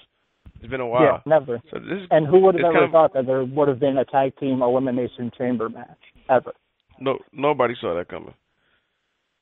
So yeah, I mean, at least, like I said, at least the tag team division is getting tension. You know, and it's weird because think about it. Who's been the top tag team in the WWE for years? The Usos. The Usos. And they're not even around. They're not even around. Think about when they come back. And I'm still calling it. When the Usos come back, they're going to heel. They have to. Maybe, but if you're gonna do that, you have to have a face tag team. Well, we got really Cesaro and Tyson Kidd. I don't think Cesaro and Kid are going to be around by the time the Usos come back full time. I don't think they are. We'll see. I think they'll be. Well, you look at another name that possibly could be the face of the tag team division. It could be Lucha Dragons because those guys are over out there. Primetime Players are faces too. A lot of people. Yeah. We saw what they did today. Yeah, and they had a huge pop today. But we'll see. I got to see more of Primetime Players. But Lucha Dragons. What a move by Darren Young, by the way. Taking some lessons from Roderick Strong. Yeah. But anyways, I mean, this tag team division is actually looks pretty good for like the last couple of years. I mean, I always said the Ring of Honor's tag team division has been great, but lately Ring of Honor's tag team division has been going downhill in a way. Right now, Ring of Honor's tag team division is the Kingdom, Rowe and Hanson. Then you have Christopher Daniels and Kaz, and you got Red Dragon. That's it. That's all I can think of right now. Yeah, and then and sometimes the Young Bucks from New Japan. Yeah, but they're getting help from New Japan, like with the Young Bucks, RPG Vice. You know, it's like right. Yeah, it's like I think I'm almost getting. I'm surprised to say WWE's tag division is better than Ring of Honor. I can't believe I'm saying that now. So, I mean, this tag team division, it's like it's getting stacked. And don't forget, the NXT guys are coming too. There's Von Dillons. There's Murphy and Blake, whatever those guys. And Cass. How you doing? Yeah, how you doing? There's more tag teams coming. Carmella, like how you doing, Mechanics. The Mechanics are coming in, and there's probably more tag teams. Mechanics still need help first before they even make the main roster. They need to get on NXT coming first. Yeah, well, I know they gotta go on NXT first, but I'm saying they're coming. Yeah. But anyway, we're talking about the tag team division, but we gotta go back to Raw because we're running short on time. Speaking of Chamber, I see the Intercontinental Chamber.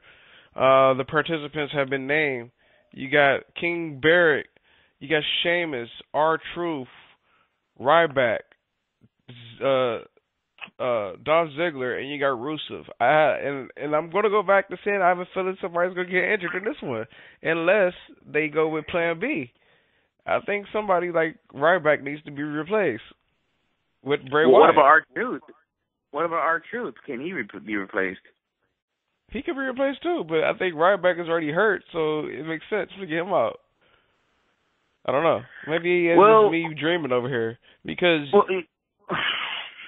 Well, if that was the case, I will see get the title to Bray Wyatt. But the way it looks like what the rumors are where they're going. I mean, because the rumors having Sheamus is going to walk out with a champ. That's what it looks like where it's going. They said Sheamus or either Barrett or the two guys either to walk out with the title. Either one of those two. Well, if it was up to me, I would prefer Sheamus, if anything, because he's a former Barrett. champion. He's the king. He's the king with the belt. But we saw Barrett with the title already, so it's like I think they need to put it on somebody new. Yeah, and another thing, with the resume Sheamus have, why not get a Sheamus? They're trying to do something with every title. They're making the U.S. title look something. Try with the Intercontinental title, but Daniel Bryan was injured. So then, why not get a Sheamus? He's a former WWE champion. He has the resume to do it, and he can have a long Intercontinental title reign.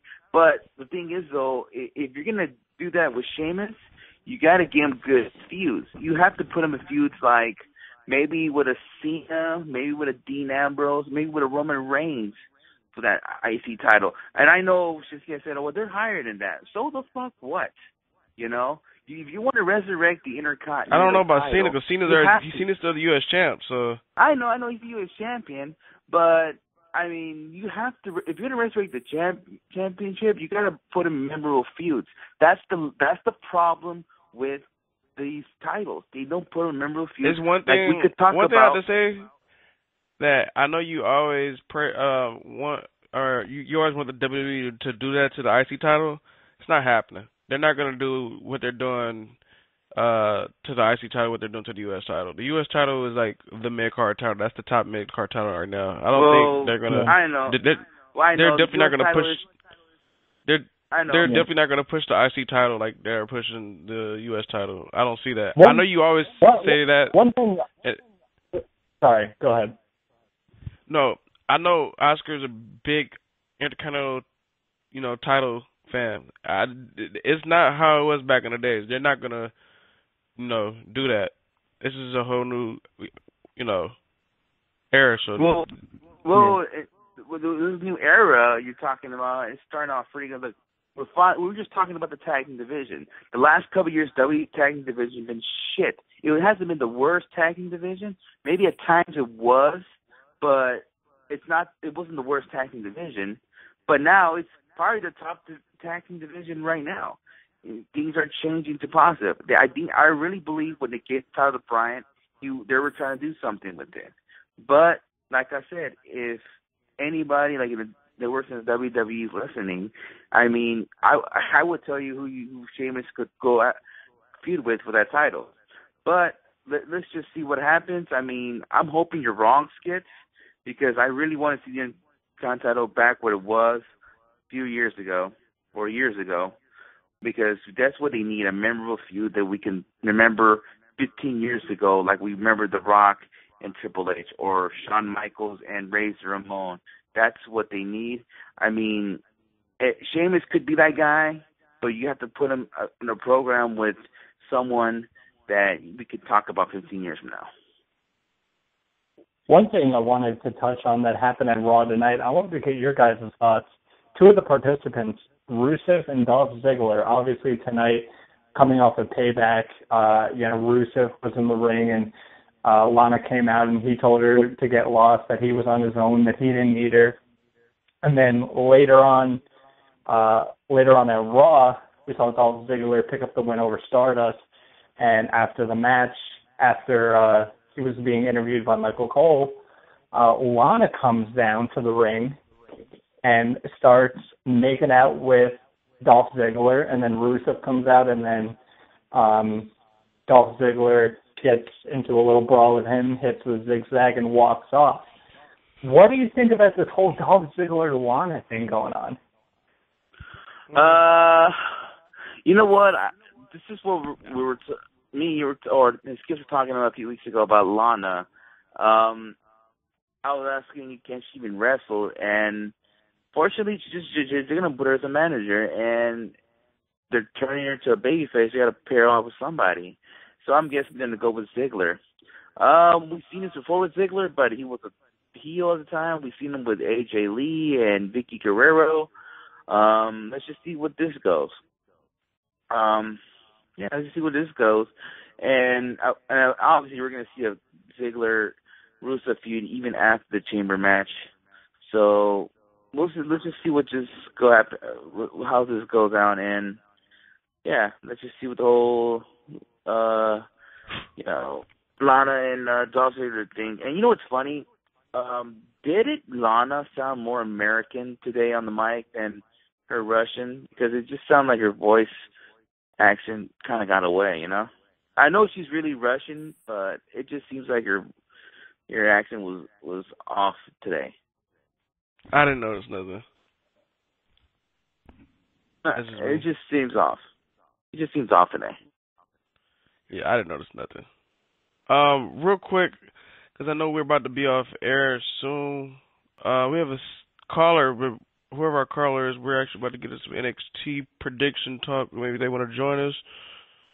781, who's calling? Hi, Skits. What's up? Nothing. Is that Orton? Yes. I was like, that sounds familiar. Hi, Skits. What up, Orton? Quick thing on Ziggler. What up? Nikki Bella, Maria, AJ, Caitlyn, Lana. Do you hate him yet? Oh. Ziggler's kissed all the broads in the WWE. It's ridiculous. It's ridiculous. Oh, yeah. Well, I'm hoping. He's been talked about for years about being held down. Well, you know what? If I was in the WWE and I got to kiss all them, you know what? Hold me down all you want. Don't push me to the world title as long as I get to kiss all those divas. You know what? I'd be fine with it. Well, another thing, Lana and Rusev are in a real life relationship, so let's hope those lips were clean. Don't break the cake. So that's why Rusev was really getting pissed off. By the way, I forgot to mention, guys, Paige made a comeback tonight. She came for the save when cleared Naomi. house. Yeah, when Naomi and Tamina Snuka was beating on Nikki, she came and cleared house as Orton said. So I remember going to see Naomi. I was telling Orton. Champion. I was telling Orton. I see it like a triple threat coming. He thinks not, but I see a triple threat coming for the Divas title. It could happen, but the thing is, I remember going to see Naomi walk out Divas champion because it seems like they could have right now, but they just dropped the ball. Yeah, it's possible. It's still possible. Because she has Tamina. I got a feeling even if, let's just say Paige wins the title, whatever this triple threat match goes on, and she feuds with Naomi, will Naomi take the title from her? We don't even know if that's even going to happen. I was surprised to see Paige even make a comeback tonight when she's about to do some tough enough work. Yeah. Yeah, well, she's already finished filming her part of that Santa movie. Her and The Miz are doing. Miz is going to be doing their, I think, another week or two. Who's that guy? Your favorite wrestler, The Miz. You took a picture with him. And he let you held the and he let you held the Intercontinental title for you, lucky bastard. I only did this to hold the IC title. Fuck The Miz, though. How about we do some predictions on NXT? Because NXT is Wednesday. And for those listeners, you can follow us on Twitter at WrestlingHeads. We'll be live tweeting. My prediction is Sami Zayn won wrestle, but Orton will take his spot. Orton, you hear that? Yeah, right. What was that? You hear that? I said that Sami Zayn won wrestle, and you will take his spot against Kevin Owens this Wednesday at TakeOver. You're breaking up, bro. I said I'm down. All right. And then Owens will win with a package pile driver. Fucking Oscar. Jeez, man. Let's go down these predictions, gentlemen. There's a Divas tag team match. You got Bayley and Charlotte tagging up against Dana Brooke and Emma. I'm for sure gonna go with Bayley and Charlotte on this one.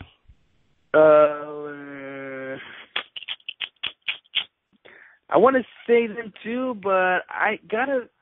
All right, I'm gonna pick Bayley and Charlotte, but Dana Brooks and Charlotte is gonna have to feud prior to the next pay-per-view because they're doing something. It wouldn't be surprised that Dana Brooks kind of kill off Charlotte off NXT so she's on the main roster, but it could go that way and get Emma out of there. I'm sorry. Yeah, and I don't know, because they've been doing this whole, Emma versus Bayley feud, and I don't know if they would turn. I don't think they would turn Bayley heel or Charlotte heel. I'll pick them. I'll pick Bayley and Charlotte to win, but WWE also looks to be very high on Dana Brooke. She hasn't really done anything. She doesn't look I met that great Dana Brooke in the before Dana Brooke was on TV. I don't know why. I'm the only person that likes her. Shout out to Dana Brooke. I haven't seen anything out of her that looks anything. She has a lot of work to do. Let's just put it that way. She's got a lot of work to do. Hey, but you know what? One thing I have to say, because when Charlotte first started, she was trash, and I think even though Orton might kill me, but I thought Sasha was trash too when she first started, and they both stepped up, and look at them now. That's true. That's what NXT is about. It's developmental. Or did you want to share your predictions?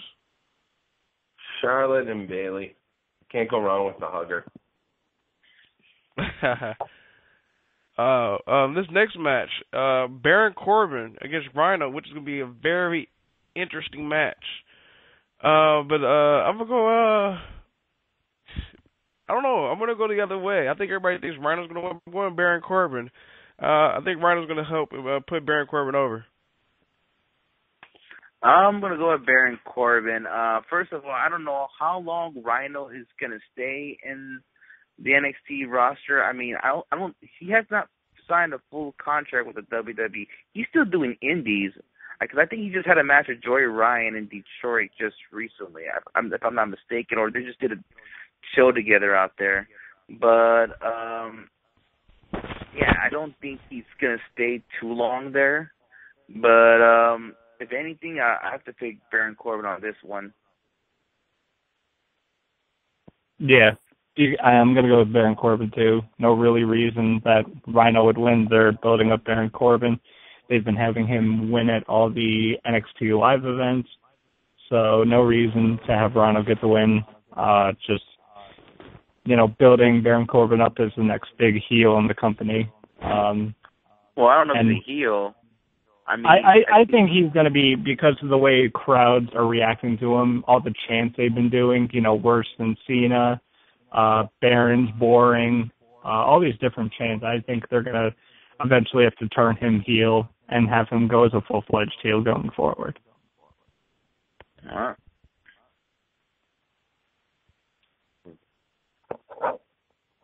Gordon? I probably am going back in Corbin because, what other reason does Rhino that for? That's about it. It look like we all agree on this one. Next match is supposed to be a triple threat for the number one contendership, but I don't know how it's going to be so far. I'm just going to say Finn Balor versus Tyler Breeze. I'm going to go Finn Balor. Yeah, before the injury, I was going to pick Hideo Itami, but I guess with that injury, they're going to have to change plans. I'm going to go with Finn Balor on this one. But I don't know if I don't know when they have their next title match would be, but hopefully maybe he'll be the one to take the title because, Sami Zayn is also hurt as well. I don't know. It'll be interesting to see what they do with Finn Balor's number one contender yet again, because it seems like we're going to go in this scenario again where, Sami Zayn was out and then they put in Balor against Owens. They're going to do that again. I'm guessing. We'll see. We'll see when we get to the NXT title prediction, so that'll be interesting to see what happens. It's definitely interesting to see what they're going to do, because they still keep advertising Hideo was in the match. They haven't announced that he's out of the match yet, and that's very odd. And I'm going to go with Finn Balor, but it's weird because he already had a title shot and he already kind of feuded with Owens for a little bit. So you throw him back in there, and what, do you have him win the title when he faces Owens next? What do you go from there? I also, even though I'm picking Finn Balor, I wouldn't be surprised if Tyler Breeze wins. If Tyler Breeze gets a good push. Breeze is gorgeous, damn it. Yeah. I hey, Ori gives me shit for saying that all the time. Never say that. No guy should ever say Breeze is gorgeous. Hey, the whole crowd says it. I'm saying it. Guy should ever say that. It's okay, Oren, you can say it.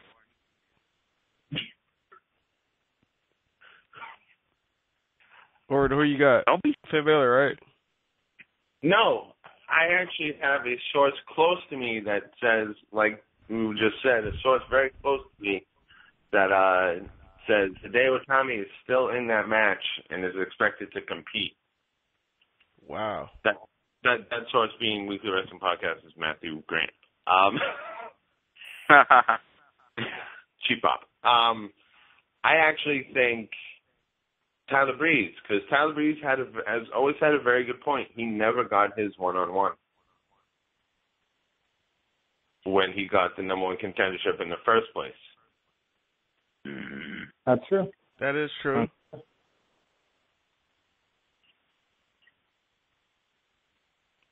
All right, let's move on. Enzo Amore and Big Cass going against the NXT Tag Champs, Blake and Murphy. So I'm not going to lie, I'm taking something out of Orton's playbook. I have a feeling that Carmelo will turn on Enzo Amore and Big Cass, and Blake and Murphy are still tag champs. I'm going to disagree on that part. I mean, this is a tough one, but you also got to think. Alexa Bliss seems like she could be with Blake and Murphy. I can see probably Alexa Bliss turn heel and somehow get involved in this match with Carmella.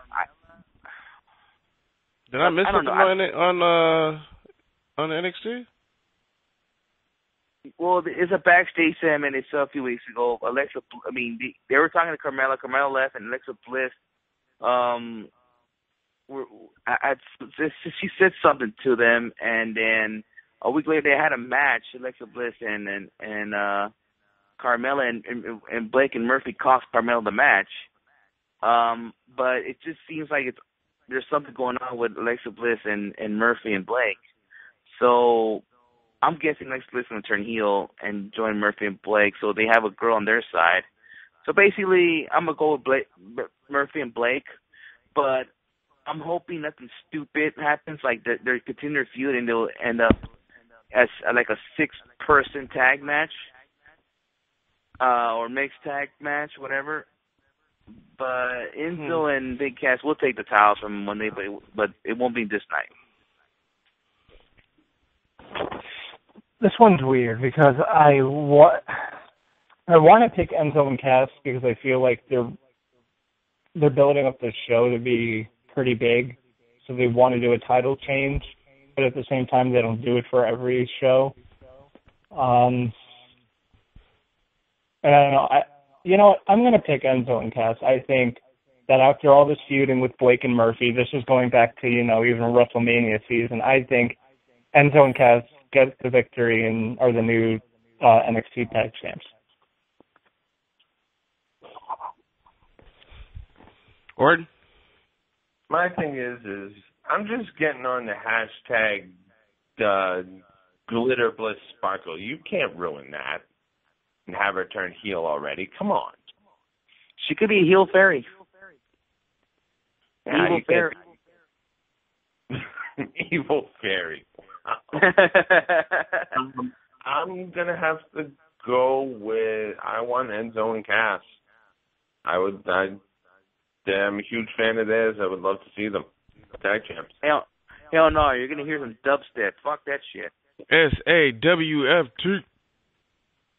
Hell no, you're going to hear some dubstep. Fuck that shit. With the fucking camera. I swear to God, their entrance makes me dizzy. The fucking camera angles go all over the fucking... They have one of the best entrances right now in wrestling, period. I don't care what nobody says. Okay. I don't know. I don't listen to dubstep. I don't get it, but the fucking fuck the dubstep. They don't even play it that. They don't even play it that long. Yeah, but the fucking entrance gets me fucking dizzy. They're like one angle there. I'm like, what the fuck is this shit? I think I need to smoke some weed and fucking get it.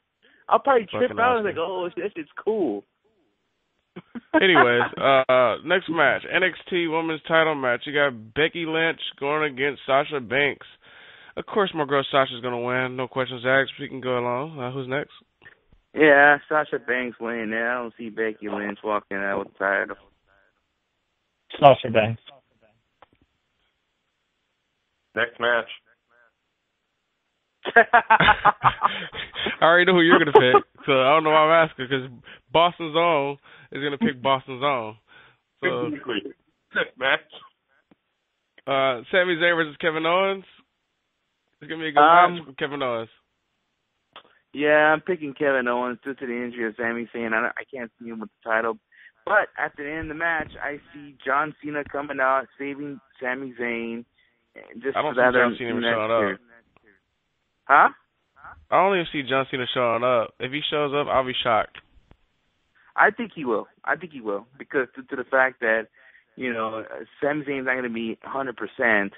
And Owens, look what Owens said. He's going to take out Sami Zayn out. And that's when John Cena comes out and rescue Sami Zayn. And, they'll continue on with their feud for the chamber. Eliminating chamber. So that's how I see it. And remember, Cena's Superman. Yep. I got a wild prediction. Owens is going to win the match. After the match, Owens is celebrating. Lights go off. They come back on. Samoa Joe attacks Kevin Owens. Not happening. Sorry. I'm probably going to be wrong, but you know what? I'm throwing it the fuck out there. We all know. I want to throw something that you said something about Rhino. If you say Rhino's still doing indie stuff, how come Samoa Joe can't do the same? Just saying. Okay. It's possible. Okay. First of all, I don't think Rhino signed a full length contract with the WWE. You know, but what if Samoa Joe does the same type of deal as Rhino? I think that'd be dumb. I mean, Rhino. I mean, if you're gonna bring a Samoa Joe in the WWE, you have to keep him in your company around there. Rhino, what's the point of keep Rhino in your company? Basically, Rhino's there to put over guys. Samoa Joe is not going to be at WWE to put over guys. You know, that's a little difference here. So, all I gotta say is we'll find out what happens. That's probably another thing that a lot of folks don't know what's going to happen, and it happens. Like we didn't know, like fucking Kevin Owens was going to show up, and he showed up. So we'll just have to watch and see what happens. I got a wilder prediction. Go ahead. Sami Zayn wins. Hold on. Owens wins at Elimination Chamber. Owens comes out on Raw. Finn Balor and Owens on Raw. Sit the corner. Or then Captain America could come out and attack Owens. Yeah. Hey, the Finn Balor one, bro. I'm sorry. Sit the corner. You get a homie, but sit the corner. All right. I think we should give our plus because we're fucking over it. We still got a couple more minutes. Real quick, I forgot to mention on Raw, Bo Dallas attacked Adrian Neville after the Wade Barrett Neville match, basically rehashing an NXT feud, which is interesting. Looking forward to see Bo Dallas back on the main roster. Going against Neville. Yeah. Why not have a blast in the past now? I kind of like how they're actually, going with this and having these guys actually mention their feud in the NXT, which is cool. Yeah. Most people don't do that. I mean, they, I guess, like I said, usually mention about, I think it was Harper and Neville, and they mentioned, like, they never wrestled before. I'm like, yeah, Neville took the NXT titles from Luke Harper. Yes, he did. They said that? Yeah, they did. They never wrestled each other, supposedly, and I was like, oh, yeah, Neville took the NXT titles from him. Fucking Michael Cole. I think it was JBL, but anyways.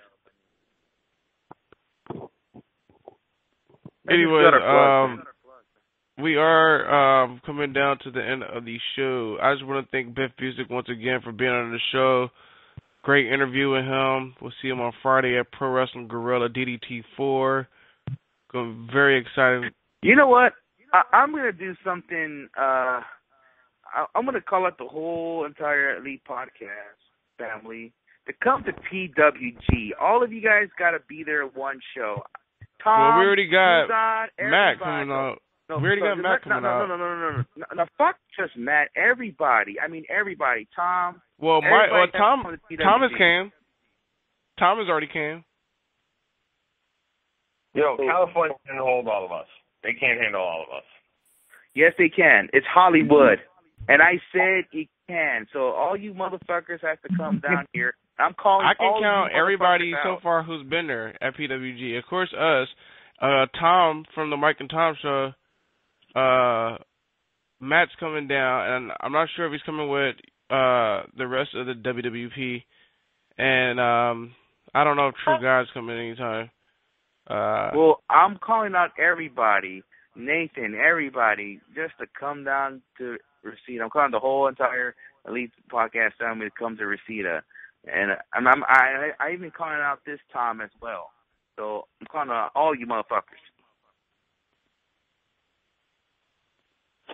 Anyway, I'm trying to get out there, but we'll see. Like I said, speaking of the Elite Podcast Network, do us a favor and follow us on Twitter at Elite Podcast Net. Follow us. Shout us out. Show us some love. You can follow me on Twitter at WHSkits or you can follow WrestlingHeads at WrestlingHeads. Also, our website, WrestlingHeads.com. If you want to listen to some old school shows, go to blogtalkradio.com /WrestlingHeadsRadio, YouTube.com /WrestlingHeads. What else we got? Instagram WrestlingHeads. Yeah, that's all I got. ProWrestlingTees.com /WrestlingHeads. All right.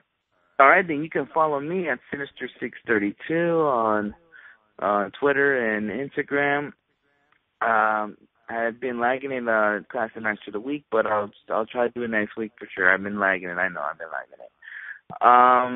But I'm working on it right now. And, yeah, go to youtube.com /wrestling, check out all our stuff. And thank you for checking out the JTG video that we did it last Thursday. So if you missed it, check that out. And check out all our old ones, like Celia Sparks, which is getting a lot of views on that one, and Candice LeRae, and my interview with Sue Young. All that's there, so check it out. Yep, you can follow me on Twitter at @2tweetme. That's my only social media account. Make sure you go follow Biff Busick at _StarDestroyer on Twitter. Check out ProWrestlingTees.com /Biff Busick. And ProWrestlingTees.com /WrestlingHeads, WWP, Indie Power Rankings. Also got to give a big shout out to the guys at Smart Mark Video and Beyond Wrestling. They did a Raw alternative stream tonight. A lot of great matches going on there, so make sure to follow Beyond Wrestling on Twitter. Check out their YouTube page for the replay of that. And check out smartmarkvideo.com.